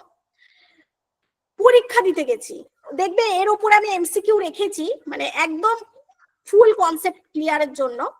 আমি পরীক্ষা দিতে গেছি, যেখানে ধরো অপশন রইলো ভারত কবে স্বাধীন হয়, 1947, হ্যাঁ 1950।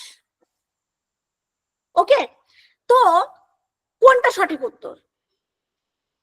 কোনটা সঠিক উত্তর বলো তো? তোমরা চিনে নিলে যে 1947 হচ্ছে সঠিক, তাই না?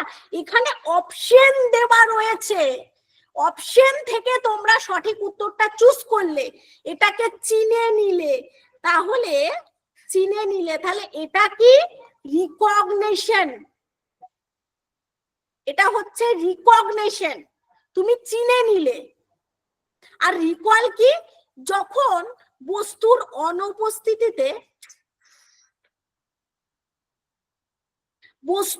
অনুপস্থিতিতে আমরা কি করি, বিষয়টাকে মনে করি। ওকে, এর উপরে এমসিকিউ রয়েছে, ফুল ক্লাসটা করো, দেখো এই জায়গাগুলো একদম ক্লিয়ার হয়ে যাবে। আর রিটেনশন আমরা জানি সংরক্ষণ, মানে ব্রেনে সেভ করা। পড়ছি, ব্রেনে সেভ করছি। আজকের ক্লাসটা কি হচ্ছে? পড়ছি, আমরা ব্রেনে সেভ করছি, তাই তো আজকের ক্লাসটা। লার্নিং অ্যান্ড ফিক্সেশন, শিখছি এবং সেটা ফিক্সড করছি। ওকে, তো এই যে পয়েন্টগুলো আমরা আলোচনা করলাম, এগুলো কিন্তু প্রত্যেকটা ভীষণ গুরুত্বপূর্ণ। আরেকটু দেখো, যে প্রক্রিয়ার দ্বারা স্মরণ রাখা বস্তুকে আয়ত্ত করা হয়, যেটা আমরা স্মরণ করছি, মনে করছি, সেটাকে আয়ত্ত করা হয়, তা হচ্ছে স্থিরীকরণ। স্থির করছি, কোথায় স্থির করছি? আমাদের মস্তিষ্কে বা ব্রেনে আমরা বিষয়টাকে লোডিং করছি, মানে সেভ করছি, সংরক্ষণ করছি। অভিজ্ঞতাকে স্থায়িত্ব দেওয়ার মানসিক প্রক্রিয়ার নাম হচ্ছে সংরক্ষণ। সংরক্ষিত অভিজ্ঞতাকে ব্যবহার করা হচ্ছে পুনরুদ্রেক প্রত্যভিজ্ঞা। কেমন বিষয়টা একটু বলি, দেখো ভালো করে। ধরো আমি না কখনো অস্ট্রেলিয়া যাইনি, এবার আমাকে যদি বলা হয় অস্ট্রেলিয়ার ভৌগোলিক আবহাওয়া, মানে সেখানের আবহাওয়া কিরকম তুমি বলো, সেখানের ভৌগোলিক ভূপ্রকৃতি কেমন তুমি বলো, আমি পারবো না, আমি জানি না, আমার জ্ঞান নেই ওই সম্পর্কে, আমি কি করে বলবো? তা আমার তো কিছু সংরক্ষণ নেই, রিটেনশন নেই ব্রেনে। ব্রেনে তো আমার রিটেনশন না থাকলে আমি বলবো, পুনরুদ্রেক করতে পারবো? হবে না। আমি প্রত্যভিজ্ঞা করতে পারবো যদি আমার রিটেনশন না থাকে, আমার জ্ঞান না থাকে? পারবো না। তো সেই জন্য কি বলা হচ্ছে, সংরক্ষিত অভিজ্ঞতাকে ব্যবহার করা। আমার জ্ঞানটা সংরক্ষণ থাকবে, তবেই না আমি পুনরুদ্রেক করব, রিকল করব, রিকগনিশন করব। ক্লিয়ার? এবারে লার্নিং, এই জিনিসটা কেমন দেখো। মনে রাখার গোড়ার কথাই হচ্ছে শিখন। যে বিষয় পূর্ববর্তীকালে আমরা দেখিনি, শুনিনি, জানি না, সেটা স্মরণ করা অসম্ভব ব্যাপার, পারবো না তো। আরে বাবা, যা জানি, যেটুকু জানি, যা পড়েছি, যা শুনেছি, যা দেখেছি, তাই তো রিকল করবো, তাই তো রিকগনিশন করবো। বুঝতে পেরেছো? ওই কথাটা এখানে আছে। যেমন পদ্মা নদীর উৎপত্তি ও গতিপথ সম্পর্কে বর্ণনা দিতে গেলে এই বিষয়ে পূর্ব অভিজ্ঞতা দরকার। পূর্ব অভিজ্ঞতা না দিলে আমি কিচ্ছু পারবো না। আমি কেন, কেউ পারবে না। তো যেটা আমার সংরক্ষণে থাকবে, রিটেনশন হবে, সেটাই আমি রিকল এবং রিকগনিশন করতে পারবো। ওকে, এবারে রিটেনশন এটা কিরকম? কেউ যখন বিভিন্ন প্রশ্নের উত্তর দিতে পারে, যেমন তোমরা অনেকে আমাকে অনেক প্রশ্নের উত্তর দিচ্ছ, ঠিক সেরকম তো বিভিন্ন তথ্যাদি পুনরুৎপাদন করতে পারে। তোমরা কি করছো? তথ্য পুনরায় উৎপাদন করছো, তখনই সংরক্ষণের প্রমাণ পাওয়া যায়। এই যে একটু আগেই বললাম না, কেন প্রশ্ন করছি? কারণ বিষয় সম্পর্কে তোমাদের জ্ঞান কতটা রয়েছে। এবারে তোমাদের জ্ঞানটা না বুঝে আমি তো আমার মতো দরদর করে এগিয়ে গেলে হবে না, সেটা তো রাইট প্রসেস নয়। তোমাদের অবস্থানটা আমি যাচাই করব, তোমাদের পূর্ব অভিজ্ঞতা আমি জানবো, তোমাদের পূর্বের জ্ঞানটা জানবো, তোমাদের কতটা মনে আছে জানবো, তাহলে তো আমার টিচিং প্রসেসটা 100% হবে, বা আমি 100% দিয়ে চেষ্টা করব, আমি সেভাবে উপস্থাপন করার চেষ্টা করব। আমি হয়তো ভাবছি তোমরা প্রত্যেকে 90% জানো, তাহলে আমি 10% হালকা বুঝিয়ে যাব। আমি যদি জানি তোমরা 50% জানো, 50% ভুলে গেছো, তাহলে আমি 100% দেবো, তাই না? সেই জন্যই প্রশ্ন করো। তো এই পুনরুৎপাদন তখনই হয় যখন সংরক্ষণের প্রমাণ পাওয়া যায়, তোমাদের কতটা সংরক্ষণ রয়েছে। শুধু তোমাদের কেন, আমার ক্ষেত্রে, শিক্ষার্থীদের ক্ষেত্রে, যখন স্কুলে যাব আমরা, শিক্ষার্থীদের ক্ষেত্রে তো যা শিখি তা সবই আমরা স্মৃতিতে ধরে রাখতে পারি না। আজকের ক্লাসটা কেউ 100% মনে রাখতে পারবে? কারোর ক্ষমতা নেই। কেউ 80% রাখবে, কেউ 70% রাখবে, কেউ 50% রাখবে, স্বাভাবিক এটা। কিন্তু যেটুকু ধরে রাখতে পারি তাই স্মৃতি হয়ে দাঁড়ায়। তাই অনেকেই সংরক্ষণকে স্মৃতি বলে মনে করে। কোনো কিছু শেখার নির্দিষ্ট সময় পরে আমাদের মন যা সঞ্চয় করে রাখতে পারে তাই হচ্ছে এই সময় ধারণের পরিমাণ। ঠিক আছে, বোঝা গেল? যেটা আমরা সঞ্চয় করে রাখতে পারি। এত কিছু আলোচনা হলো, প্রায় 1.5 ঘন্টা ধরে আলোচনা হচ্ছে। যতটা মনে থাকবে এবং যতটা পরের ক্লাসে রিকল করতে পারবে, ততটাই কিন্তু মেমোরি। তো কোনো বিষয় শেখা হলে সেটা আমাদের চেতন মনের স্তর থেকে অচেতন স্তরে চলে যায়। তো অনেক কিছু আমরা বলি না ভুলে গেছি, আসলে ম্যাডাম পড়েছিলাম তো ভুলে গেছি, মধ্যে আর একটু টাচ ছিল না। তো সেটা তোমার জ্ঞান রয়েছে কিন্তু চেতন মন থেকে অচেতনে চলে গেছে। কারণ আমরা জানি প্রথমেই চেতন মন, কনসাস মাইন্ড, তারপরে থাকে pre conscious mind, pre conscious বা প্রাক চেতন, তারপরে কিন্তু লাস্টে থাকে অচেতন, আনকনসাস মাইন্ড, লাস্টে থাকে আনকনসাস মাইন্ড। তো চেতন মন থেকে অচেতনে চলে যায়। জ্ঞান তো আর উড়ে যায় না কারোর, ভুলে যাই মানে কি হয়, সেটা আমরা দীর্ঘদিন অনভ্যাসের ফলে অচেতনে চলে আসে। তো এই অতীত অভিজ্ঞতা প্রতিরূপের আকারে অবচেতন মনে সংরক্ষিত হয়। এই সংরক্ষিত প্রতিরূপ পুনরুদ্রেক হয় বলেই স্মৃতি সম্ভব। পুনরুদ্রেক না হলে স্মৃতি হতো না। আর পুনরুদ্রেক, এবারে দেখি একটু রিকলটা কি আর সুন্দরভাবে। যা শেখা হয়েছে তা পুনরুৎপাদন করতে পারলে স্মৃতি সম্ভব। বারবার এক কথা বলছি, এই পুনরুৎপাদনের কাজ পুনরুদ্রেক ও প্রত্যভিজ্ঞার সাহায্যে হয়ে থাকে। তাই তো পুনরুদ্রেক এই দুটো মাধ্যমে হয়ে থাকে। আমি একটু আগেই বললাম যে রিটেনশন হবে, রিটেনশন থাকলে তবেই কিন্তু রিকল রিকগনিশন হবে। পূর্ব অভিজ্ঞতাকে মনে করতে পারাই হলো পুনরুদ্রেক। মুখস্থ করা, একটা কবিতা আবৃত করা হলো পুনরুদ্রেক। পুনরুদ্রেক হচ্ছে মনে করা, শুধু মনে করা। আর রিকগনিশন শুধু চিনে নেওয়া। দেশ কবে স্বাধীন হয়েছে এটা হচ্ছে পুনরুদ্রেক করা বা মনে করা দৃষ্টান্ত। এখানে প্রক্রিয়া ঘটে বাস্তব অনুপস্থিতিতে এবং মানসিক প্রতিরূপের মাধ্যমে। ঠিক আছে? আচ্ছা, প্রবলেম হচ্ছে কারোর?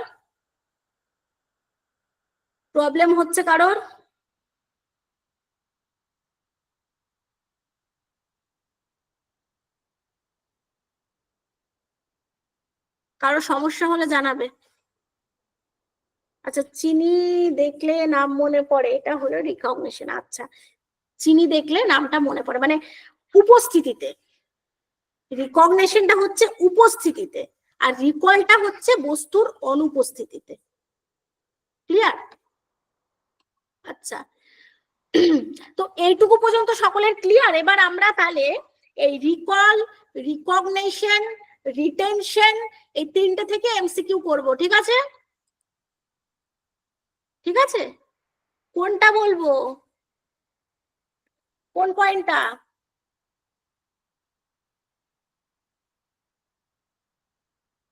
ও রিকল আর রিকগনিশন, আচ্ছা এক্ষুনি বলছি, তারপর আমরা এমসিকিউ সলভ করব কনসেপ্টটা। আচ্ছা এক কাজ করি, এমসিকিউ এর মধ্যে দিয়ে আমরা বিষয়টা বুঝে নিই, তারপরে আমি শেষে তোমার ফিডব্যাকটা একবার নেব, ওকে?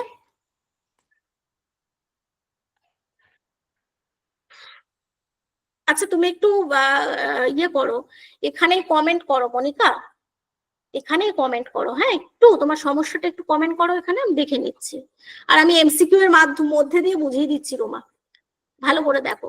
তা আমরা এবার একটু, আচ্ছা তো নোটস যেটা বাংলা এবং ইংলিশ বোথ থাকবে, ঠিক আছে? এখানে যা আমরা পড়লাম সেটা ইংলিশ টার্ম গুলো তুমি পেয়ে যাচ্ছ, ঠিক আছে? চলো এমসিকিউটা দেখি। প্রথম এমসিকিউ, সকলের কাছে উত্তর এক্সপেক্ট করব আমি। প্রথম, স্মৃতির সেই প্রক্রিয়াকে কি বলা হয় যেখানে পূর্বে শেখা তথ্য পুনরায় মনে করতে হয়? বলো, রিটেনশন, রিকল, রিকগনিশন, এনকোডিং। প্রশ্নগুলো খুবই সোজা, যারা একটু মন দিয়ে ব্যাপারগুলো দেখেছো বুঝেছো তার প্রত্যেকেই সঠিক উত্তর দেবে। বলো, recall, option C recall, very good, very good, recall, recall হচ্ছে সঠিক উত্তর।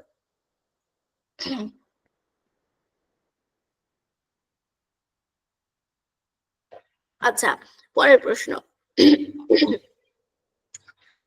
দেখো, এই প্রশ্নটাই কি বলছে, শিক্ষার্থীরা সাধারণত পরীক্ষায় প্রশ্নের উত্তর দেওয়ার সময় কোন স্মৃতি প্রক্রিয়াটি বেশি প্রয়োগ করে? বা তোমরা এই যে এখন এমসিকিউ গুলো সলভ করছো এবং সঠিক সঠিক, তো এই এমসিকিউ গুলো সলভ করার ফলে তোমরা কোন মানে মেমোরির প্রক্রিয়াটিকে কাজে লাগাচ্ছ? Recall, recognition, retention, forgetting? বলো। কোয়েশ্চেন নাম্বার 2, শিক্ষার্থীরা সাধারণত কি করে?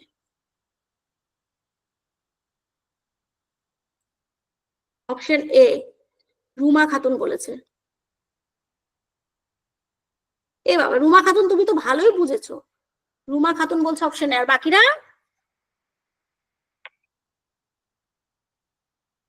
ঠিক আছে চলো আমরা একটু সুন্দর করে আলোচনা করি, যেহেতু এটা উত্তর একটু কম এসছে।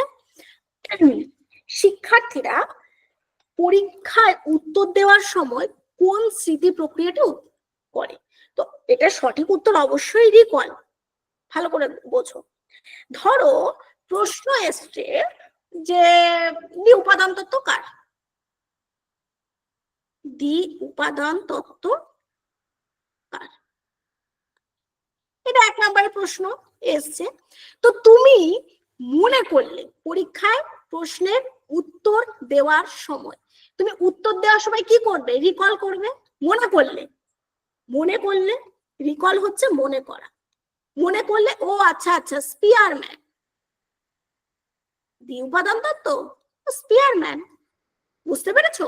মনে করা, যেটা আমরা মনে করে লিখবো উইদাউট অপশন। শুধু অপশন কেন, আমার সামনে কোনো মানে সেই ব্যক্তি বস্তু থাকবে না, সেটাই হচ্ছে রিকল, মনে করা। ক্লিয়ার? আচ্ছা আশা করি ক্লিয়ার হয়েছে। নেক্সট কোয়েশ্চেন, কোয়েশ্চেন নাম্বার 2, এই 3, এখানে দেখো বলছে শিক্ষার্থীরা যখন তাদের দেখা বা শেখা কোনো বস্তু বা শব্দকে পূর্বের অভিজ্ঞতার সাথে মিলিয়ে চেনার চেষ্টা করে তখন এটা কোন ধরনের স্মৃতি? Recall, recognition, retention, forgetting. বলো কোয়েশ্চেন নাম্বার 3 কি হবে?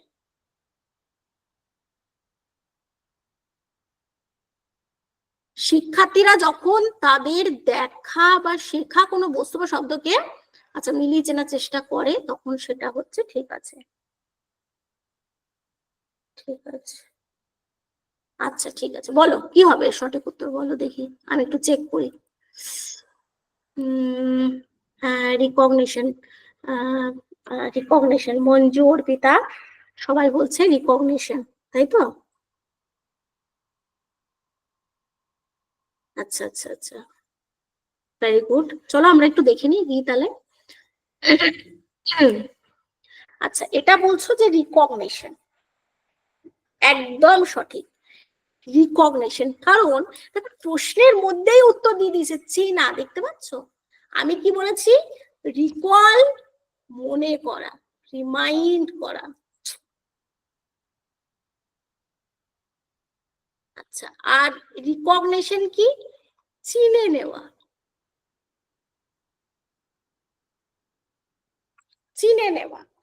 ওকে, তো এটা রিকগনিশন হয়ে যাবে আমাদের সঠিক উত্তর।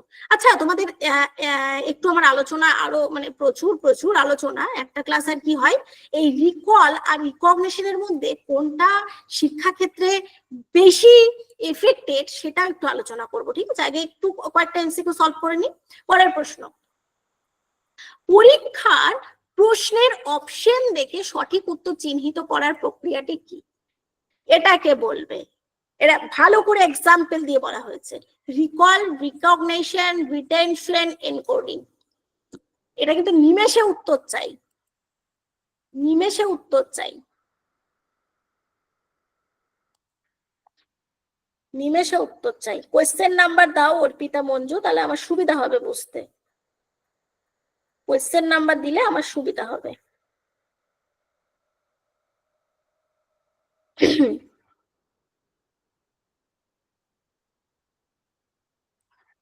আচ্ছা অপশন বি, অপশন বি। আচ্ছা বাহ দেবব্রত, ঠিক। চলো প্রশ্নগুলো খুবই কিন্তু জল ভাত, আজকের সবই জল ভাত জল ভাত হলো। আস্তে আস্তে একটু ডিপে তো যাবই আমরা, কারণ প্রথমে কি সোজা থেকে জটিল, তাই তো, জানা থেকে অজানা, এইগুলোই মাথায় রেখে ক্লাস। আচ্ছা এটা সঠিক উত্তর তোমরা বলেছো অপশন বি, তো অপশন বি হবে রিকগনিশন, কারণ এটাও সে চিনে নেওয়া। অপশন থাকছে, অপশনের মধ্যে থেকে সঠিক উত্তর চিনে নিচ্ছি, তাই তো, এটাই রিকগনিশন। আচ্ছা চলো পরের প্রশ্ন, মন দিয়ে দেখো, এটা একটু আলাদা।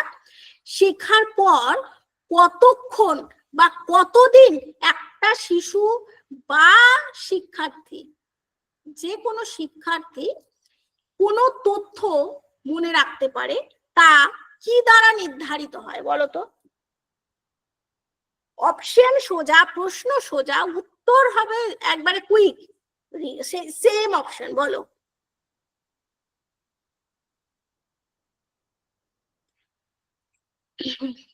আচ্ছা শিক্ষার্থী কোনো তথ্য মনে রাখতে পারে তা কি দ্বারা নির্ধারিত হয়? চট জলদি চট জলদি চট জলদি, 5-এর সি, 5-এর সি, তাই তো, 5-এর সি, বাহ।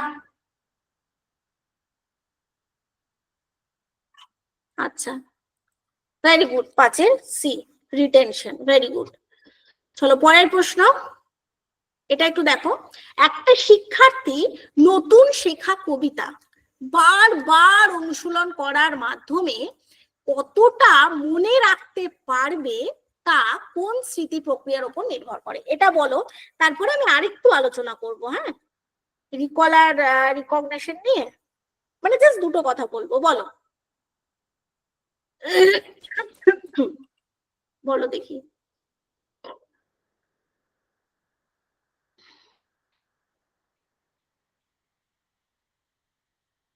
আচ্ছা এটার উত্তর এ করেছো, অর্পিতা, রুমা, মনিকা, প্রত্যেকে এ করেছে এটার উত্তর, ভেরি গুড। একদম একদম রিটেনশন, সংরক্ষণ। তো একবার শোনা, একটা ছোট্ট করে একটা গল্প বলি। হ্যাঁ, একবার ধরে নিলাম 80 জন, ওকে, এই 80 জন স্টুডেন্ট, 80 জন স্টুডেন্টকে পরীক্ষা করা হলো। কি পরীক্ষা করা হলো? না রিকল বেশি এফেক্ট ফেলছে, না রিকগনিশনটা বেশি এফেক্ট ফেলছে। ওকে, তো 80 জনের মধ্যে একটা তথ্য দেখানো হলো বা একটা তথ্য হয়তো শোনানো হলো, ভালো করে বোঝো, একটা তথ্য দেখানো হলো বা শোনানো হলো, মানে মেন কথা ব্রেডের রিটেনশন হওয়ার মতন একটা কিছু করা হলো, সেটা দেখানো, শোনানো, বলা, যা খুশি হতে পারে। এবারে কিছু শিক্ষার্থীকে রিকল করতে বলা হলো। দেখা গেল 80 জনের মধ্যে হার্ডলি 20 জন কিছুটা রিকল করতে পেরেছে। ওকে, এবারে অপর দিকে কিছু শিক্ষার্থীকে রিকগনিশন করতে বলা হলো। তো দেখা গেল সেক্ষেত্রে এই ক্ষেত্রে প্রায় 60% শিক্ষার্থী রিকগনিশনটা করতে পারছে। তাহলে মনে করা বেশি গুরুত্বপূর্ণ না চিনে নেওয়া বেশি, মানে চিনে নেওয়াটা বেশি কার্যকরী? কোনটা বেশি প্রভাব ফেলছে বলতো শিক্ষার্থীদের ক্ষেত্রে? কোনটা বেশি প্রভাব ফেলছে? অবশ্যই প্রত্যভিজ্ঞা, অবশ্যই মানে চিনে নেওয়াটা, রিকগনিশনটা। Very good, very good. আর রুমা খাতুন, তোমার কি ক্লিয়ার হয়েছে তোমার প্রবলেমের জায়গাটা? বোঝা গেল? তাহলে এটা হচ্ছে শিক্ষার্থীরা রিকল করবে বস্তু, ব্যক্তি, অপশন অনুপস্থিতিতে। আর চিনে নেওয়াটা কি? অপশন থাকবে বা ব্যক্তি থাকলো, হয়তো 10 জন বন্ধু দাঁড়িয়ে রইলো, বলা হলো এদের তুমি নামগুলো বলো, তো তুমি চিনে চিনে নামগুলো বললে, তুমি তো দেখতে পাচ্ছ, চিনতে পারছো, তুমি চিনে চিনে নামগুলো বললে, এটাই হচ্ছে রিকগনিশন। আর একটা এমসিকিউ এখানে আসে, এই মানে তোমরা পারবে যেভাবে মানে অপশন গুলো তোমরা উত্তর দিলে। ফার্স্ট হচ্ছে সংরক্ষণ, ঠিক আছে, পুনরুদ্রেক এবং প্রত্যভিজ্ঞা, এই তিনটে পার্ট মনে রাখলেই হবে। ফার্স্টে রয়েছে রিটেনশন, ওকে, সংরক্ষণ, পুনরুদ্রেক এটা 2 নাম্বার এবং এটা 3 নাম্বার। এই সাজানো ব্যাপারটা মনে রাখবে, প্রথমে রয়েছে সংরক্ষণ, তারপরে থাকবে পুনরুদ্রেক, তারপরে থাকবে প্রত্যভিজ্ঞা। ক্লিয়ার? আচ্ছা, তো বলো আজকের ক্লাস মানে কমেন্টেই তোমরা জানাও যে যতটুকু আমরা আলোচনা করলাম আজকের প্রথম ক্লাস আমার সঙ্গে, তোমাদের প্রথম একটা কি বলবো, প্রথম ইন্ট্রোডাকশনের একটা ক্লাসই বলা যায়, বিশাল কিছু নয়। তো এইটুকু নিয়ে কারো মনে কোনো সংশয় রয়েছে? আর আমরা আজকে যেগুলো দেখলাম বা যেগুলো নিয়ে তোমাদের সঙ্গে আলোচনা করলাম সেগুলো নিয়েই ডিটেলস আলোচনা করব। এবং আমি তোমাদের এইটুকু প্রমিস করতে পারি যে এইটুকুর কনসেপ্টটি যদি ক্লিয়ার হয়, যতটা আমরা বলছি এইটুকুর কনসেপ্টটি যদি ক্লিয়ার হয়, আমরা স্কুল সার্ভিসের যে কোনো কোয়েশ্চেনকে কভার করে আসতে পারবো। ক্লিয়ার? আচ্ছা বলো, এবারে বলো ওই যে ক্লিয়ার হয়েছে? Thank you, thank you. Okay, তাহলে তোমাদের কারোর কোনো, আচ্ছা আবারও বলছি, প্রথম ক্লাস, প্রথম পরিচয়, একটা জাস্ট ইন্ট্রোডাকশন, জল ভাত একটা ক্লাস হলো। তবে হ্যাঁ, প্রত্যেকটা ক্লাস জল ভাতই হয় আমার, প্রত্যেকটা ক্লাস, এবং জলের মতন করেই তুলে ধরি। তবে তোমাদের নিজেদেরকে আরো খুলতে হবে যে আমার জানার পরিধিটা, একটু কমেন্টে উত্তর দিলে, চটজলদি করে বললে হ্যাঁ এটা জানি বা এটা সমস্যা, আরো ভালো হয়। তো ঠিক আছে, আজকে আমরা খুব বেসিক এইটুকুই জানলাম। সকলে ভালো থাকো, সুস্থ থাকো। এখনই স্যার তোমাদের সামনে আসবেন। স্যার কিছু বলবেন? ম্যাডাম ক্লাস কমপ্লিট হয়ে গেছে? হ্যাঁ স্যার। আমার সেভাবে বলার কিছু নেই, মানে আগামীকাল তো আপনার আবারও ক্লাস রয়েছে। তো আপনি মানে হয়তো ম্যাডাম নতুন কোনো টপিক স্টার্ট করবেন বা হয়তো এখান থেকে এটাকে কন্টিনিউ করবেন। তো আগামীকাল ক্লাস হয়ে যাওয়ার পর আমি অ্যাডমিশন প্রসেস জানিয়ে দেবো যে কিভাবে তোমরা অ্যাডমিশন নেবে বা কিভাবে কি হবে। মোটামুটি আমার এটুকু বলার যে পরীক্ষা হবে কি হবে না আমার কাছেও কোনো কিছু নেই, কারণ আমি এরকম নয় যে আমি বোর্ডের কেউ, কিন্তু এটুকু দেখা গেছে যে ডব্লিউবিপিএসসি একটা অলরেডি অ্যানাউন্স করেছে। বলতে পারো যে হ্যাঁ এরকম অ্যানাউন্সমেন্ট অনেক কিছু হয়ে রয়েছে, হ্যাঁ একদম ঠিক। তারপরেও বলছি যে মানে এই জায়গাটা যে 2026-এ ভোট রয়েছে, এই সরকারের ভাবমূর্তি কত পজিটিভ নেগেটিভ আমি সেই দিকে যাচ্ছি না, শুধু আমি এটুকু বলতে চাইছি যে এই সরকারকে কিন্তু ভোটে যেতে হবে 2026-এ। অর্থাৎ আমরা যদি বলি আজ আমরা 28শে মার্চ দাঁড়িয়ে রয়েছি, পুরোপুরি 365 দিন হাতে নেই। আগামী বছর 28শে মার্চের আগে ভোটের অ্যানাউন্সমেন্ট হয়ে যাবে, মানে এত সময় আমাদের এই রাজ্যের ল অ্যান্ড অর্ডার নির্বাচন কমিশন হাতে চলে যাবে। অর্থাৎ যা কিছু করার মোটামুটি এই বছর ম্যাক্সিমাম ফেব্রুয়ারি, অর্থাৎ যা কিছু এর মধ্যে কিন্তু করতে হবে। আমার যেটা ব্যক্তিগতভাবে মনে হয়, আমি আবারও বলছি আমার কাছে কোনো এরকম বাস্তবে নেই বা আমার কাছে কোনো ইনফরমেশন নেই, আমার যেটা মনে হয় যে ডেফিনেটলি কিছু না কিছু নোটিফিকেশন আসবে। কারণ অনেকের কাছে রয়েছে ওবিসি নিয়ে আটকে রেখে দিয়েছে, ওবিসির যে ব্যাপারটা রয়েছে সেটা এই সরকারও জানে। 3 মাস কেন, আগামী এই 6 মাস 1 বছর এই ব্যাপারটাকে কিচ্ছু করতে পারবে না, কোনোভাবে পাল্টাতে পারবে না। ঠিক আছে, সেখান থেকে এরকম টাইপের কিছু চেষ্টা করা হচ্ছে যে অন্য পথে অন্য এতে ঘুর পথে কিছু একটা করা যায় কিনা, সেটাও অনেকটা ক্ষেত্রে প্রায় অসম্ভব হয়ে দাঁড়াচ্ছে। সেই পয়েন্ট অফ ভিউ থেকে বলতে গেলে অ্যাটলিস্ট কিছু নোটিফিকেশন অন্তত বের করতে হবে সরকার। আমি জানি না হয়তো তারপরে পরীক্ষা হবে কিনা বা দু একটা হয়তো পরীক্ষা হলো রেজাল্ট বেরোবে কিনা, কিন্তু আমরা তো ঘর পড়া গরু, মানে দীর্ঘদিন ধরে ব্যাপারটা দেখে এসছি, তো ওই আশাটুকু হ্যাঁ ঠিক আছে নোটিফিকেশন অন্তত বেরোক, পরীক্ষাটা তো দিই। বয়স তো 40-এর কোটা চলে গেল, এবার আর এরপর তার পরীক্ষা দিতে পারবো না। তো সেই জায়গা থেকে বলছি যে হয়তো বা নোটিফিকেশন আসবে, কিন্তু এরকম না হয় যে প্রিপারেশন নেওয়ার পর গিয়ে এমন মনে হলো যে না প্রিপারেশন না নিয়ে ভুল হয়ে গেছে, যে হয়তো আজ থেকে 2 মাস 3 মাস পরে নোটিফিকেশন দিল এবং তারপরে যেটা হয় আমরা দেখেছি এর আগে, মানে নোটিফিকেশনের মোটামুটি 2.5 মাস 3 মাসের মধ্যে পরীক্ষা দিয়েছি। লাস্ট দুটো টেট পরীক্ষা ঠিক এই স্ট্রাকচারে হয়েছে, মোটামুটি অ্যানাউন্সমেন্ট করেছে, তার খুব বেশি হলে 70-80 দিনের মধ্যে পরীক্ষা নিয়ে নিয়েছে। তো সেই জায়গা থেকে বলতে গেলে যে হয়তো সেরকম ভাবে বিরাট কিছু সময় দেবে না, কারণ সময় এদের হাতেই নেই। আমি তো আবারও বললাম 28শে মার্চ 2026 এই সময় নির্বাচন কমিশন হাতে চলে যাবে আমাদের স্টেটের ল অ্যান্ড অর্ডার। তো সেই জায়গা থেকে বলতে গেলে যা কিছু এই ডিসেম্বরের মধ্যে মোটামুটি গোটাতে হবে। তো সেখান থেকে বলতে গেলে হাতে তো মাত্র কয়েক মাস সময়, তো এর মধ্যে নোটিফিকেশন, এর মধ্যে কিন্তু তোমার পরীক্ষার ডেট বা যা কিছু এর মধ্যে করতে হবে। এবার তারপরে রেজাল্ট বেরোবে কিনা, আদেও রিক্রুট করবে কিনা বা কিছু, সে তো আলাদা কথা, সে তো আলাদা গল্প। কারণ মোটামুটি সবাই ভেতরের ব্যাপারটা খুব ভালোভাবে জেনে গেছে। কতগুলো স্কুল বন্ধ হয়ে গেছে, মোটামুটি এখন দেখলে বোঝা যায় সবার কাছে ইয়ে ইন্টারনেট রয়েছে, তোমার অ্যান্ড্রয়েড ফোন রয়েছে, সবাই মোটামুটি কম বেশি জানে।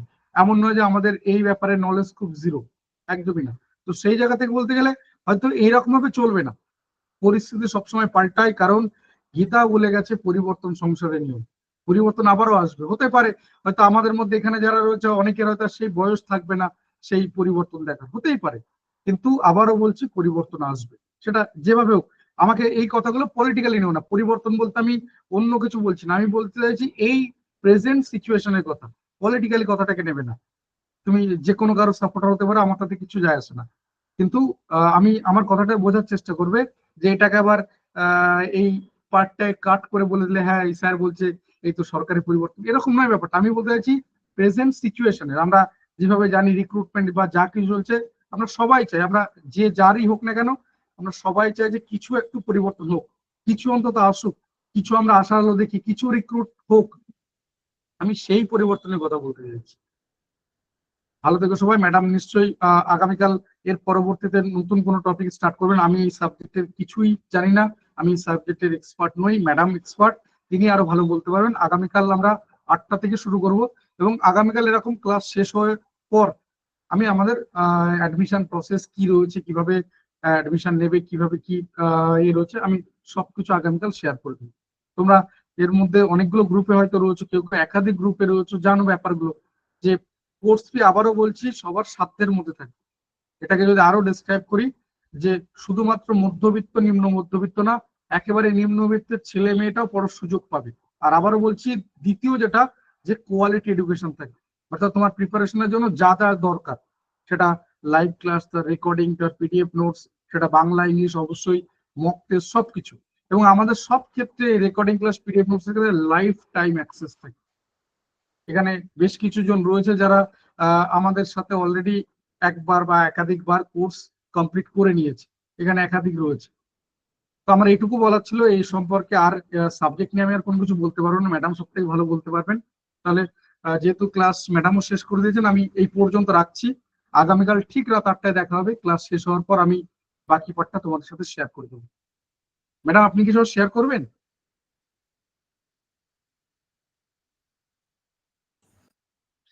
শেয়ার করবো বলতে প্রত্যেক স্টুডেন্টদের এটাই বলবো যে মানে এই সাবজেক্টটা এমন একটা পার্ট যেটা ওই পরীক্ষার 1-2 মাস আগে শুরু করবো বললে হবে না। কারণ থিওরিক্যাল যে পার্ট গুলো রয়েছে বা পেডাগজির যে পার্ট গুলো রয়েছে, যদি আমরা এর আগের পরীক্ষাগুলো দেখি, ভীষণই কনসেপচুয়াল, ভীষণ রকমের কনসেপচুয়াল। কনসেপ্ট ক্লিয়ার না থাকলে ওই ধরা বাঁধা কিছু প্রশ্ন মুখস্থ করে গেলাম, দেখলাম, কোনো দিনও সম্ভব না। সেটা যে কোনো মানে এই এডুকেশন সাবজেক্টটাই, যে পরীক্ষায় দিক না কেন এই সাবজেক্টের ওপর কনসেপচুয়াল না থাকলে হবে না। তো প্রত্যেকে বলবো একটু কনসেপ্ট ক্লিয়ার করে পড়ুক। আমি বলছি না এখানেই, যেখানে হোক, মানে কনসেপ্টটা ক্লিয়ার করো, প্রত্যেকটা টপিক ধরে ধরে কনসেপ্ট ক্লিয়ার করো, এবং ভীষণ ইজিলি। ওই মানে কিছু পুঁথিগত ভাবে ওই টার্ম গুলো জানবো, এইগুলো জানবো, এইটুকুর মধ্যেই জানবো, এরকমটা নয়। সেটা কম্পেয়ার করে হোক, যে করে হোক, হ্যাঁ, প্রত্যেকটা বিষয় মানে যেটা চোখে দেখছি তার সাথে কম্পেয়ার করে করে সাবজেক্টটাকে গুলিয়ে খাওয়া আর কি। তো আমি তো সেভাবেই চেষ্টা করব। এবার শিক্ষার্থীরা, স্টুডেন্টসদের যে ওই যে একটু আগেই বললাম মোটিভেশন, খিদে, মানে ওই যে মানে নিড আর কি, খিদে, যে চাকরির পাওয়ার খিদে, আমার নিজেকে তৈরির খিদে, সেই খিদে যদি থাকে তো তোমাকে ড্রাইভ কিন্তু হতেই হবে। তো এইগুলোই বলার আর কি। এবার আমাদের শিক্ষার্থীরা প্রত্যেকেই খুব ভালো বুঝবে, জানবে বিষয়গুলো। আর কিছু বলার নেই স্যার। ঠিক আছে, থ্যাংক ইউ ম্যাডাম। সবাইকে অসংখ্য ধন্যবাদ। Good night. আগামীকাল আমরা ঠিক এরপর থেকে স্টার্ট করব। রাত 8টা থেকে ক্লাস থাকবে, সবাই রেডি থেকো। Thank you madam.